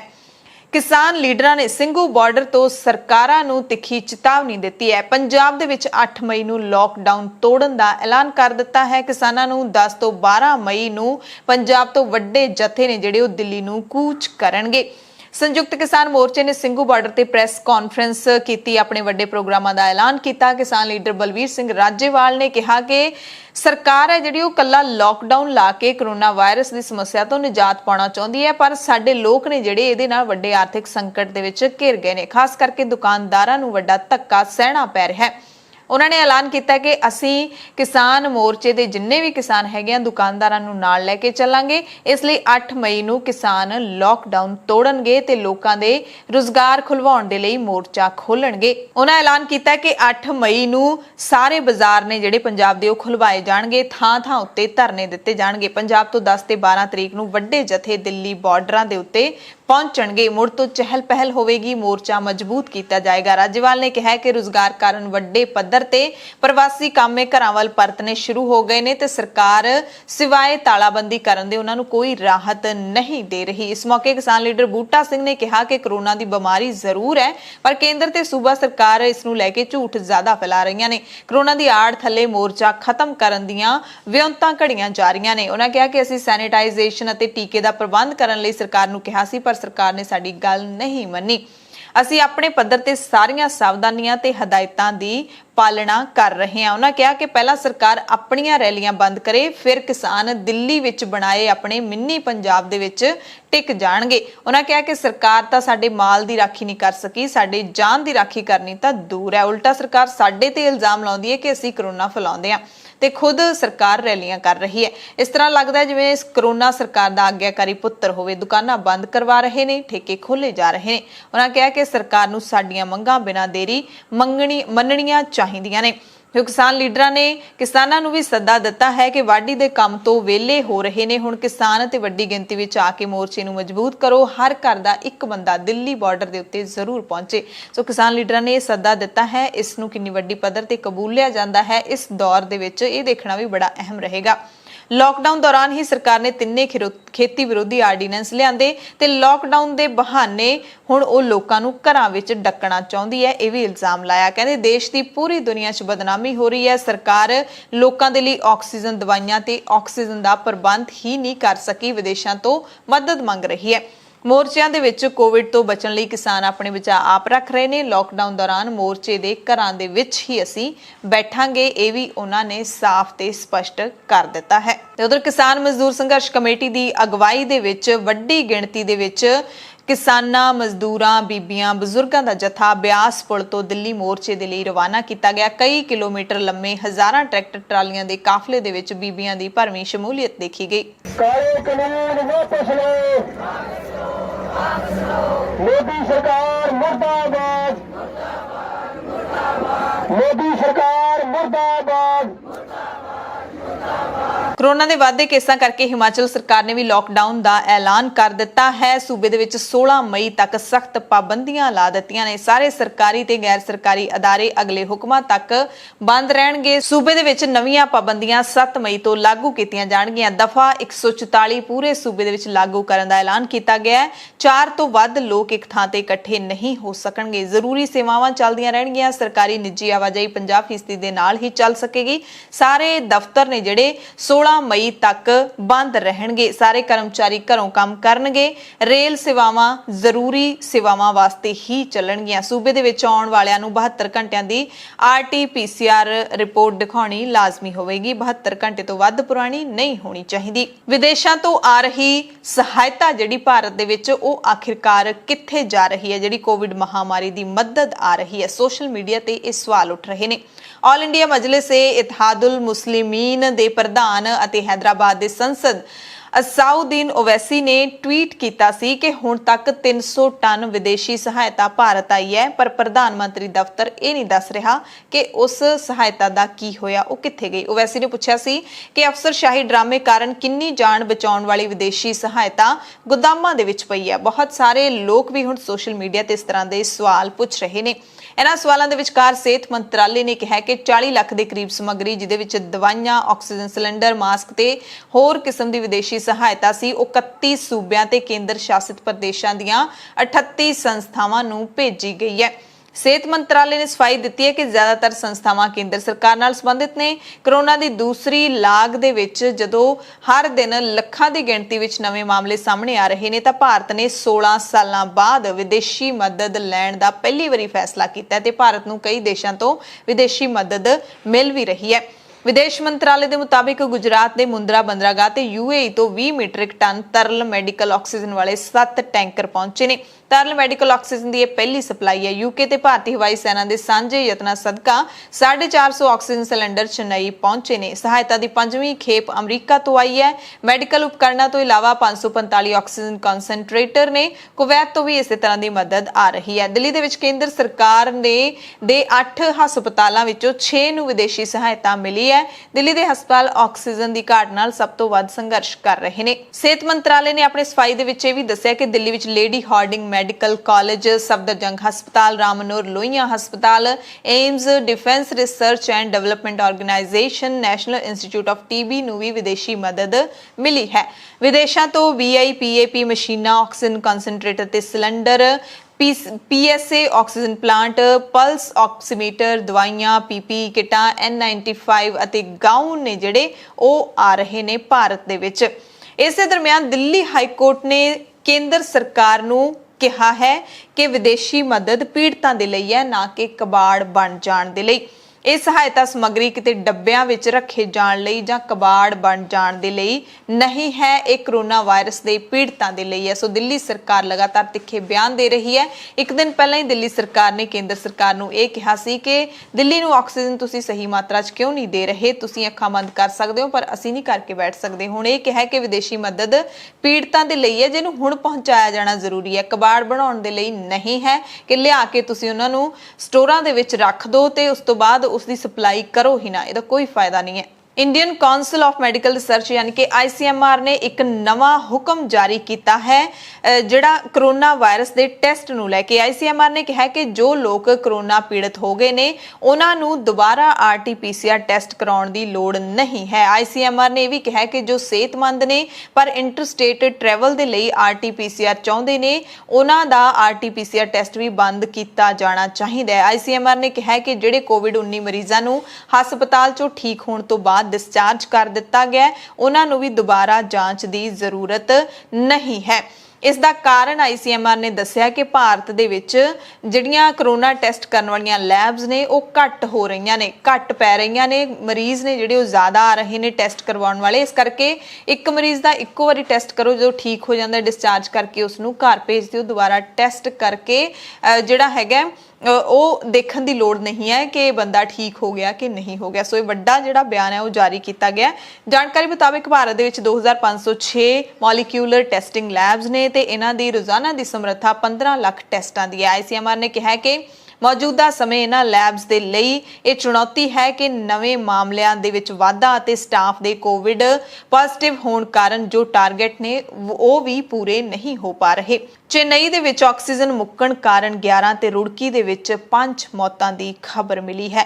ਚੇਨਈ ਦੇ ਸਰਕਾਰੀ ਚੇਂਗਲਾਪੱਟੂ ਮੈਡੀਕਲ ਕਾਲਜ ਹਸਪਤਾਲ ਦੇ ਵਿੱਚ ਕਥਿਤ ਤੌਰ ਤੇ ਆਕਸੀਜਨ ਮੁੱਕਣ ਕਾਰਨ 11 ਮਰੀਜ਼ਾਂ ਦੀ ਮੌਤ ਹੋ ਗਈ। ਮੌਤ ਦੇ ਕਾਰਨਾਂ ਦੀ ਜਾਂਚ ਦੇ ਹੁਕਮ ਦੇ ਦਿੱਤੇ ਗਏ ਨੇ। ਇਸੇ ਤਰ੍ਹਾਂ ਉੱਤਰਾਖੰਡ ਦੇ ਹਰਿਦੁਆਰ ਜ਼ਿਲ੍ਹੇ ਦੇ ਵਿੱਚ ਰੁੜਕੀ ਸ਼ਹਿਰ ਦੇ ਨਿੱਜੀ ਹਸਪਤਾਲ ਦੇ ਵਿੱਚ ਦਾਖਲ ਇੱਕ ਔਰਤ ਸਮੇਤ 5 ਕਰੋਨਾ ਮਰੀਜ਼ਾਂ ਦੀ ਕਥਿਤ ਤੌਰ ਤੇ ਮੈਡੀਕਲ ਆਕਸੀਜਨ ਮੁੱਕਣ ਕਾਰਨ ਮੌਤ ਹੋ ਗਈ। ਸੁਪਰੀਮ ਕੋਰਟ ਨੇ ਦਿੱਲੀ ਵਿੱਚ ਆਕਸੀਜਨ ਦੀ ਸਪਲਾਈ ਦੇ ਹੁਕਮਾਂ ਦੀ ਪਾਲਣਾ ਕਰਨ ਦੇ ਵਿੱਚ ਲਾਪਰਵਾਹੀ ਕਾਰਨ ਦਿੱਲੀ ਹਾਈ ਕੋਰਟ ਦੇ ਮਾਨਹਾਨੀ ਨੋਟਿਸ ਵਿਰੁੱਧ ਕੇਂਦਰ ਸਰਕਾਰ ਦੀ ਪਟੀਸ਼ਨ ਤੇ ਸੁਣਵਾਈ ਕਰਨ ਨੂੰ ਸਹਿਮਤੀ ਦੇ ਦਿੱਤੀ ਹੈ।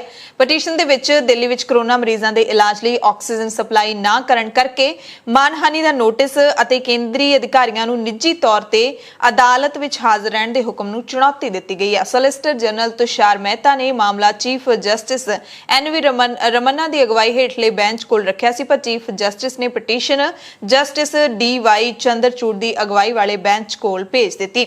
ਤੇ ਉਧਰ ਸੁਪਰੀਮ ਕੋਰਟ ਨੇ ਕੇਂਦਰ ਦੀ ਖਿਚਾਈ ਵੀ ਕੀਤੀ ਹੈ। ਕੋਵਿਡ ਮਰੀਜ਼ਾਂ ਲਈ ਮੈਡੀਕਲ ਆਕਸੀਜਨ ਦੀ ਸਪਲਾਈ ਨੂੰ ਯਕੀਨੀ ਨਾ ਬਣਾਉਣ ਦੇ ਮਾਮਲੇ ਦੇ ਵਿੱਚ ਦਿੱਲੀ ਹਾਈ ਕੋਰਟ ਨੇ ਕੇਂਦਰ ਸਰਕਾਰ ਨੂੰ ਅਪਮਾਨ ਦਾ ਨੋਟਿਸ ਭੇਜਿਆ ਸੀ ਤੇ ਕੇਂਦਰ ਸਰਕਾਰ ਨੇ ਨੋਟਿਸ ਦੇ ਵਿਰੁੱਧ ਸੁਪਰੀਮ ਕੋਰਟ ਕੋਲ ਜਿਹੜੀ ਅਪੀਲ ਲਾਈ ਸੀ ਤੇ ਇਸ ਦੀ ਸੁਣਵਾਈ DY ਚੰਦਰਚੂੜ ਦੀ ਅਗਵਾਈ ਵਾਲਾ ਬੈਂਚ ਕਰ ਰਿਹਾ ਹੈ। ਕੇਂਦਰ ਸਰਕਾਰ ਵੱਲੋਂ ਸੋਲਿਸਿਟਰ ਜਨਰਲ ਤੁਸ਼ਾਰ ਮਹਿਤਾ ਨੇ ਕਿਹਾ ਕਿ ਦਿੱਲੀ ਵਿੱਚ 700 ਮੀਟ੍ਰਿਕ ਟਨ ਆਕਸੀਜਨ ਦੀ ਸਪਲਾਈ ਦੀ ਪ੍ਰਕਿਰਿਆ ਚੱਲ ਰਹੀ ਹੈ ਅਤੇ 585 ਮੀਟ੍ਰਿਕ ਟਨ ਦੀ ਸਪਲਾਈ ਹੈ ਜਿਹੜੀ ਉਹ ਮੰਗਲਵਾਰ ਨੂੰ ਪਹੁੰਚ ਗਈ ਸੀ। ਜਸਟਿਸ ਚੰਦਰਚੂੜ ਨੇ ਤੁਸ਼ਾਰ ਮਹਿਤਾ ਨੂੰ ਪੁੱਛਿਆ ਕਿ ਇੱਥੇ ਕੋਈ ਠੋਸ ਪ੍ਰਣਾਲੀ ਹੋਣੀ ਚਾਹੀਦੀ ਹੈ, ਇਸ ਲਈ ਕੀ ਕਰ ਰਹੇ ਹੋ ਤੁਸੀਂ। ਇਹ ਵੀ ਕਿਹਾ ਕਿ ਜੇਲ੍ਹ ਵਿੱਚ ਅਧਿਕਾਰੀਆਂ ਨੂੰ ਬੰਦ ਕਰਨ ਤੇ ਅਪਮਾਨ ਦਾ ਨੋਟਿਸ ਭੇਜਣ ਨਾਲ ਆਕਸੀਜਨ ਨਹੀਂ ਆਵੇਗੀ, ਪਰ ਸਾਨੂੰ ਦੱਸੋ ਕਿ ਇਸ ਦੇ ਲਈ ਕੀਤਾ ਕੀ ਜਾ ਰਿਹਾ ਹੈ। ਜਸਟਿਸ ਨੇ ਇਹ ਵੀ ਕਿਹਾ ਕਿ ਇਹਦੇ ਵਿੱਚ ਕੋਈ ਵਿਵਾਦ ਨਹੀਂ ਕਿ ਲੋਕ ਆਕਸੀਜਨ ਖੁਣੋ ਆਪਣੀਆਂ ਜਾਨਾਂ ਗਵਾ ਰਹੇ ਨੇ। ਇਹ ਕੋਈ ਐਮਰਜੈਂਸੀ ਵਾਲੀ ਸਥਿਤੀ ਨਹੀਂ ਸੀ, ਪਰ ਇਸ ਦੀ ਯੋਜਨਾ ਤੁਹਾਡੇ ਕੋਲ ਕੀ ਹੈ। ਸ਼ੁਰੂ ਵਿੱਚ 500 ਮੀਟ੍ਰਿਕ ਟਨ ਆਕਸੀਜਨ ਉਪਲਬਧ ਸੀ, ਇਸ ਦੇ ਵਿੱਚ ਉਦਯੋਗਿਕ ਆਕਸੀਜਨ ਵੀ ਸ਼ਾਮਿਲ ਸੀ। ਪਹਿਲਾਂ ਮੈਡੀਕਲ ਆਕਸੀਜਨ ਦੀ ਬਹੁਤ ਜ਼ਿਆਦਾ ਮੰਗ ਨਹੀਂ ਸੀ, ਅਸੀਂ ਉਦਯੋਗਿਕ ਆਕਸੀਜਨ ਦੀ ਵਰਤੋਂ ਬੰਦ ਕਰ ਦਿੱਤੀ ਤੇ ਬਹੁਤ ਸਾਰੇ ਲੋਕਾਂ ਨੇ ਇਸ ਵਿੱਚ ਮਦਦ ਕੀਤੀ ਹੈ। ਪਰ ਹੁਣ ਸਵਾਲ ਸੂਬਿਆਂ ਦੇ ਵਿੱਚ ਆਕਸੀਜਨ ਦੀ ਵੰਡ ਬਾਰੇ ਹੈ। ਇਹ ਜਵਾਬ ਹੈ ਜਿਹੜਾ ਉਹ SG ਤੁਸ਼ਾਰ ਮਹਿਤਾ ਨੇ ਦਿੱਤਾ। ਜਸਟਿਸ ਚੰਦਰਚੂੜ ਨੇ ਫਿਰ ਪੁੱਛਿਆ ਕਿ ਅੱਜ ਤੋਂ ਸੋਮਵਾਰ ਤੱਕ ਦਿੱਲੀ ਦੇ ਵਿੱਚ 700 ਮੀਟ੍ਰਿਕ ਟਨ ਆਕਸੀਜਨ ਦੀ ਸਪਲਾਈ ਬਾਰੇ ਕੀ ਪ੍ਰਬੰਧ ਕੀਤੇ ਜਾਣਗੇ, ਇਹ ਸਾਨੂੰ ਦੱਸ ਦਿਓ। ਕੋਰੋਨਾ ਦੀ ਦੂਸਰੀ ਲਹਿਰ ਦੇ ਦਰਮਿਆਨ RBI ਦੇ ਗਵਰਨਰ ਸ਼ਕਤੀਕਾਂਤ ਦਾਸ ਨੇ ਪਹਿਲੀ ਵਾਰੀ ਪ੍ਰੈਸ ਕਾਨਫਰੰਸ ਕੀਤੀ। ਅਚਾਨਕ ਕੀਤੀ ਪ੍ਰੈਸ ਕਾਨਫਰੰਸ ਦੇ ਵਿੱਚ ਕਈ ਅਹਿਮ ਐਲਾਨ ਕੀਤੇ ਗਏ।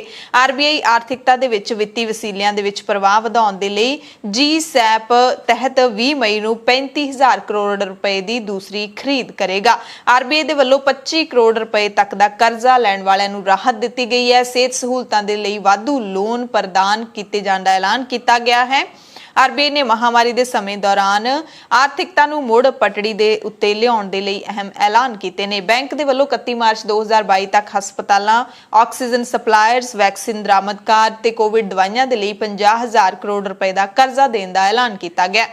ਆਰਬੀਆਈ ਨੇ 25 ਕਰੋੜ ਰੁਪਏ ਤੱਕ ਦਾ ਕਰਜ਼ਾ ਲੈਣ ਵਾਲੇ ਵਿਅਕਤੀਆਂ, ਛੋਟੇ ਕਾਰੋਬਾਰੀਆਂ ਨੂੰ ਕਰਜ਼ਾ ਪੁਨਰਗਠਨ ਦਾ ਦੂਸਰਾ ਮੌਕਾ ਦਿੱਤਾ ਹੈ, ਬਸ਼ਰਤੇ ਉਹਨਾਂ ਨੇ ਇਹ ਪਹਿਲਾ ਲਾਭ ਨਾ ਲਿਆ ਹੋਵੇ। ਸੂਬਾ ਸਰਕਾਰਾਂ ਨੂੰ 30 ਸਤੰਬਰ ਤੱਕ ਓਵਰਡਰਾਫਟਿੰਗ ਦੀ ਸਹੂਲਤ ਦਾ ਲਾਭ ਲੈਣ ਦੇ ਲਈ ਵੀ ਨਿਯਮ ਨਰਮ ਕੀਤੇ ਗਏ ਨੇ। ਬੈਂਕ ਵੈਕਸੀਨ ਅਤੇ ਹਸਪਤਾਲਾਂ ਵਿੱਚ ਸਹੂਲਤਾਂ ਲਈ ਵਾਧੂ ਲੋਨ ਦੇਵੇਗਾ। ਇਹ ਲੋਨ ਕੋਵਿਡ ਲੋਨ ਬੁੱਕ ਦੇ ਅਧੀਨ ਲਿਆ ਜਾਏਗਾ। ਸਹੂਲਤ ਅਗਲੇ ਸਾਲ ਤੱਕ ਉਪਲਬਧ ਰਹੇਗੀ। ਆਰਬੀਆਈ ਨੇ ਸਿਹਤ ਸੰਭਾਲ ਲਈ 50,000 ਕਰੋੜ ਰੁਪਏ ਦੇ ਫੰਡ ਦਾ ਐਲਾਨ ਕੀਤਾ ਹੈ। ਕੋਰੋਨਾ ਵਾਇਰਸ ਹੁਣ NSG ਯਾਨੀ ਕਿ ਰਾਸ਼ਟਰੀ ਸੁਰੱਖਿਆ ਗਾਰਡ ਦੇ ਵਿੱਚ ਵੀ ਐਂਟਰੀ ਕਰ ਗਿਆ। ਇੱਕ ਕਮਾਂਡੋ ਦੀ ਕੋਰੋਨਾ ਦੇ ਕਾਰਨ ਮੌਤ ਹੋ ਗਈ ਹੈ। ਸੀਨੀਅਰ ਕਮਾਂਡਰ ਦੀ ਉਮਰ 53 ਸਾਲ ਦੀ ਸੀ ਅਤੇ ਨਾਮ BK ਝਾ ਸੀ। ਵਿਦੇਸ਼ ਮੰਤਰੀ S ਜੈ ਸ਼ੰਕਰ ਦੇ ਨਾਲ ਬਰਤਾਨੀਆ ਗਏ ਵਫਦ ਦੇ 2 ਮੈਂਬਰਾਂ ਨੂੰ ਵੀ ਕੋਰੋਨਾ ਹੋ ਗਿਆ ਤੇ ਹੁਣ S ਜੈ ਸ਼ੰਕਰ ਨੇ ਜਿਹੜੇ ਉਹ ਵਰਚੁਅਲੀ ਬੈਠਕਾਂ ਦੇ ਵਿੱਚ ਸ਼ਾਮਿਲ ਹੋਣਗੇ। ਜੈ ਸ਼ੰਕਰ ਨੇ ਬੁੱਧਵਾਰ ਨੂੰ ਟਵੀਟ ਕਰਕੇ ਜਾਣਕਾਰੀ ਦਿੱਤੀ ਕਿ ਮੈਨੂੰ ਜਾਣਕਾਰੀ ਮਿਲੀ ਹੈ ਕਿ ਵਫਦ ਦੇ 2 ਮੈਂਬਰਾਂ ਨੂੰ ਕੋਰੋਨਾ ਹੋ ਗਿਆ। G7 ਵਾਰਤਾ ਦੇ ਲਈ ਇੰਗਲੈਂਡ ਗਏ ਸਾਰੇ ਭਾਰਤੀ ਪ੍ਰਤੀਨਿਧੀਆਂ ਨੂੰ ਆਈਸੋਲੇਟ ਕਰ ਦਿੱਤਾ ਗਿਆ ਤੇ ਇਹ ਹੁਕਮ ਪਬਲਿਕ ਹੈਲਥ ਇੰਗਲੈਂਡ ਨੇ ਦਿੱਤੇ ਨੇ। ਭਾਰਤ ਹਾਲਾਂਕਿ G7 ਦੇਸ਼ਾਂ ਦਾ ਹਿੱਸਾ ਨਹੀਂ ਹੈ, ਪਰ ਭਾਰਤ ਨੂੰ ਖਾਸ ਤੌਰ ਤੇ ਸੱਦਾ ਦਿੱਤਾ ਗਿਆ ਹੈ। ਦਿੱਲੀ ਹਾਈ ਕੋਰਟ ਨੇ ਪੁਲਿਸ ਨੂੰ ਸਿਆਸਤਦਾਨਾਂ ਵੱਲੋਂ ਐਂਟੀਵਾਇਰਲ ਡਰੱਗ ਰੈਮਡੇਸਿਵਿਰ ਨੂੰ ਕਥਿਤ ਤੌਰ ਤੇ ਹਾਸਲ ਕਰਨ ਅਤੇ ਅੱਗੇ ਇਸ ਦੀ ਵੰਡ ਕੀਤੇ ਜਾਣ ਦੀਆਂ ਘਟਨਾਵਾਂ ਦੀ ਪੜਤਾਲ ਕਰਨ ਦੇ ਹੁਕਮ ਦਿੱਤੇ ਨੇ। ਹਾਈ ਕੋਰਟ ਨੇ ਅਪਰਾਧ ਸਾਬਿਤ ਹੋਣ ਦੀ ਸੂਰਤ ਦੇ ਵਿੱਚ ਸਬੰਧਤਾਂ ਦੇ ਖਿਲਾਫ FIR ਦਰਜ ਕਰਨ ਦੇ ਲਈ ਵੀ ਕਿਹਾ ਹੈ। ਕੋਰਟ ਨੇ ਦਿੱਲੀ ਪੁਲਿਸ ਨੂੰ ਸਟੇਟਸ ਰਿਪੋਰਟ ਦਾਖਲ ਕਰਨ ਲਈ 1 ਹਫ਼ਤੇ ਦਾ ਸਮਾਂ ਦਿੱਤਾ ਹੈ।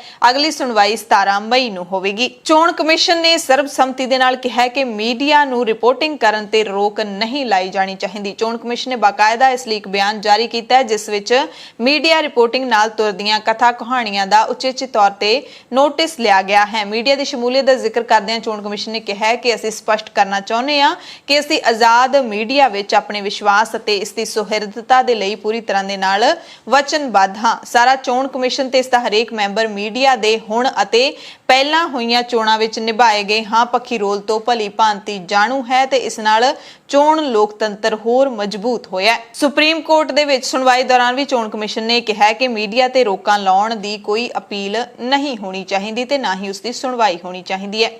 ਕੋਰੋਨਾ ਦੀ ਦੂਸਰੀ ਲਹਿਰ ਦੇ ਮੱਦੇਨਜ਼ਰ ਆਰਬੀਆਈ ਨੇ ਬੈਂਕਾਂ ਤੇ ਹੋਰ ਵਿੱਤੀ ਸੰਸਥਾਵਾਂ ਨੂੰ ਇਹ ਹੁਕਮ ਜਾਰੀ ਕੀਤਾ ਹੈ ਕਿ KYC ਅਪਡੇਟ ਨਾ ਕਰਵਾਉਣ ਵਾਲੇ ਗਾਹਕਾਂ ਖਿਲਾਫ ਦਸੰਬਰ 2021 ਤੱਕ ਕੋਈ ਕਾਰਵਾਈ ਹੈ ਜਿਹੜੀ ਉਹ ਨਾ ਕੀਤੀ ਜਾਵੇ, ਉਹਨਾਂ ਨੂੰ ਸਮਾਂ ਦਿੱਤਾ ਜਾਵੇ। ਪੰਜਾਬ ਦੇ ਸਾਬਕਾ ਮੁੱਖ ਮੰਤਰੀ ਬੇਅੰਤ ਸਿੰਘ ਕਤਲ ਮਾਮਲੇ ਦੇ ਵਿੱਚ ਤਿਹਾੜ ਜੇਲ੍ਹ ਦੇ ਵਿੱਚ ਬੰਦ ਭਾਈ ਜਗਤਾਰ ਸਿੰਘ ਹਵਾਰਾ ਨੇ ਇੱਕ ਮਾਮਲੇ ਦੇ ਵਿੱਚ ਜ਼ਮਾਨਤ ਅਰਜ਼ੀ ਲਾਈ ਸੀ, ਪਰ ਹਾਈ ਕੋਰਟ ਨੇ ਅਰਜ਼ੀ ਨੂੰ ਖਾਰਜ ਕਰ ਦਿੱਤਾ। ਜਸਟਿਸ ਸਰੀਨ ਨੇ ਹਵਾਰਾ ਦੀ ਜ਼ਮਾਨਤ ਅਰਜ਼ੀ ਨੂੰ ਖਾਰਜ ਕਰਦੇ ਹੋਏ ਕਿਹਾ ਕਿ ਹਵਾਰਾ ਪਹਿਲਾਂ ਹੀ ਪੰਜਾਬ ਦੇ ਸਾਬਕਾ ਮੁੱਖ ਮੰਤਰੀ ਬੇਅੰਤ ਸਿੰਘ ਦੇ ਕਤਲ ਦੇ ਦੋਸ਼ੀ ਕਰਾਰ ਦਿੱਤੇ ਜਾ ਚੁੱਕੇ ਨੇ ਤੇ ਉਹਨਾਂ ਨੂੰ ਉਮਰ ਕੈਦ ਦੀ ਸਜ਼ਾ ਸੁਣਾਈ ਗਈ ਹੈ।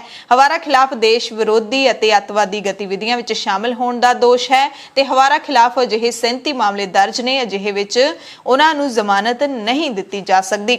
ਭਾਈ ਜਗਤਾਰ ਸਿੰਘ ਹਵਾਰਾ ਦੇ ਖਿਲਾਫ ਦੇਸ਼ ਵਿਰੋਧੀ ਗਤੀਵਿਧੀਆਂ ਤੇ ਅੱਤਵਾਦੀ ਗਤੀਵਿਧੀਆਂ ਵਿੱਚ ਸ਼ਾਮਿਲ ਹੋਣ ਦੇ ਦੋਸ਼ ਵਿੱਚ ਚੰਡੀਗੜ੍ਹ ਦੇ ਸੈਕਟਰ 17 ਪੁਲਿਸ ਥਾਣੇ ਦੇ ਵਿੱਚ 11 ਜੁਲਾਈ 2005 ਵਿੱਚ FIR ਦਰਜ ਕੀਤੀ ਗਈ ਸੀ ਤੇ ਇਸੇ ਮਾਮਲੇ ਦੇ ਵਿੱਚ ਭਾਈ ਹਵਾਰਾ ਨੇ ਜ਼ਮਾਨਤ ਦੀ ਮੰਗ ਨੂੰ ਲੈ ਕੇ ਹਾਈ ਕੋਰਟ ਵਿੱਚ ਅਰਜ਼ੀ ਦਾਇਰ ਕੀਤੀ ਸੀ। ਹਵਾਰਾ ਨੇ ਕਿਹਾ ਕਿ ਇਸ ਮਾਮਲੇ ਵਿੱਚ ਪਿਛਲੇ 15 ਸਾਲਾਂ ਤੋਂ ਉਹ ਹਿਰਾਸਤ ਦੇ ਵਿੱਚ ਹੈ ਤੇ ਹੁਣ ਇਸ ਕੇਸ ਦੀ ਸੁਣਵਾਈ ਵੀ ਨਹੀਂ ਹੋ ਰਹੀ। ਅਜਿਹੇ ਵਿੱਚ ਇਸ ਕੇਸ ਦੇ ਵਿੱਚ ਜ਼ਮਾਨਤ ਦਿੱਤੀ ਜਾਵੇ। ਇਸ ਤੇ ਚੰਡੀਗੜ੍ਹ ਪ੍ਰਸ਼ਾਸਨ ਨੇ ਕਿਹਾ ਕਿ ਹਵਾਰਾ ਸਾਬਕਾ ਮੁੱਖ ਮੰਤਰੀ ਬੇਅੰਤ ਸਿੰਘ ਕਤਲ ਮਾਮਲੇ ਵਿੱਚ ਦੋਸ਼ੀ ਨੇ ਅਤੇ ਸਜ਼ਾ ਕੱਟ ਰਹੇ ਨੇ। ਜੇ ਜ਼ਮਾਨਤ ਮਿਲ ਵੀ ਜਾਵੇ ਤਾਂ ਰਿਹਾ ਹੋ ਨਹੀਂ ਸਕਦੇ। ਗੁਰਦਾਸਪੁਰ ਦੇ ਕਾਨੂੰਵਾਨ ਤੋਂ ਖਬਰ ਹੈ ਜਿੱਥੇ ਜ਼ਮੀਨੀ ਝਗੜੇ ਦੇ ਵਿੱਚ ਪਰਿਵਾਰ ਤੇ ਟਰੈਕਟਰ ਚੜਾ ਦਿੱਤਾ, ਧੀ ਦੀ ਮੌਤ ਹੋ ਗਈ ਤੇ ਮਾਂ ਗੰਭੀਰ ਹੈ। ਥਾਣਾ ਭੈਣੀ ਮੀਆਂ ਖਾਂ ਦੇ ਅਧੀਨ ਪਿੰਡ ਨਵੀਆਂ ਬਾਗੜੀਆਂ ਦੇ ਵਿੱਚ ਵਾਹੀਯੋਗ ਜ਼ਮੀਨ ਕਾਰਨ ਹੋਏ ਝਗੜੇ ਦੌਰਾਨ ਮੁਟਿਆਰ ਦੀ ਮੌਤ ਹੋ ਗਈ, ਮਾਂ ਗੰਭੀਰ ਜ਼ਖਮੀ ਹੈ। ਮ੍ਰਿਤਕ ਲੜਕੀ ਸੁਮਨਦੀਪ ਕੌਰ 23 ਸਾਲ ਦੀ ਸੀ। ਉਸਦੇ ਪਿਤਾ ਅਮਰਜੀਤ ਸਿੰਘ ਪਿੰਡ ਨਵੀਆਂ ਬਾਗੜੀਆਂ ਨੇ ਦੱਸਿਆ ਕਿ ਉਹਨਾਂ ਦੇ ਖੇਤ ਦੇ ਨਾਲ ਮਨਪ੍ਰੀਤ ਸਿੰਘ ਦੇ ਖੇਤ ਦੀ ਵੱਟ ਹੈ। ਸਵੇਰੇ ਮਨਪ੍ਰੀਤ ਸਿੰਘ ਨੇ ਸਾਨੂੰ ਬਿਨਾਂ ਦੱਸੇ ਆਪਣੇ ਟਰੈਕਟਰ ਨਾਲ ਵੱਟ ਵਾਉਣੀ ਸ਼ੁਰੂ ਕਰ ਦਿੱਤੀ। ਇਸ ਦੌਰਾਨ ਪਰਿਵਾਰ ਸਮੇਤ ਮੌਕੇ ਤੇ ਉਹ ਪਹੁੰਚ ਗਏ ਤੇ ਰੋਕਣ ਦੀ ਕੋਸ਼ਿਸ਼ ਕੀਤੀ, ਪਰ ਮਨਪ੍ਰੀਤ ਨੇ ਟਰੈਕਟਰ ਉਸਦੇ ਪਰਿਵਾਰ ਵੱਲ ਮੋੜ ਦਿੱਤਾ।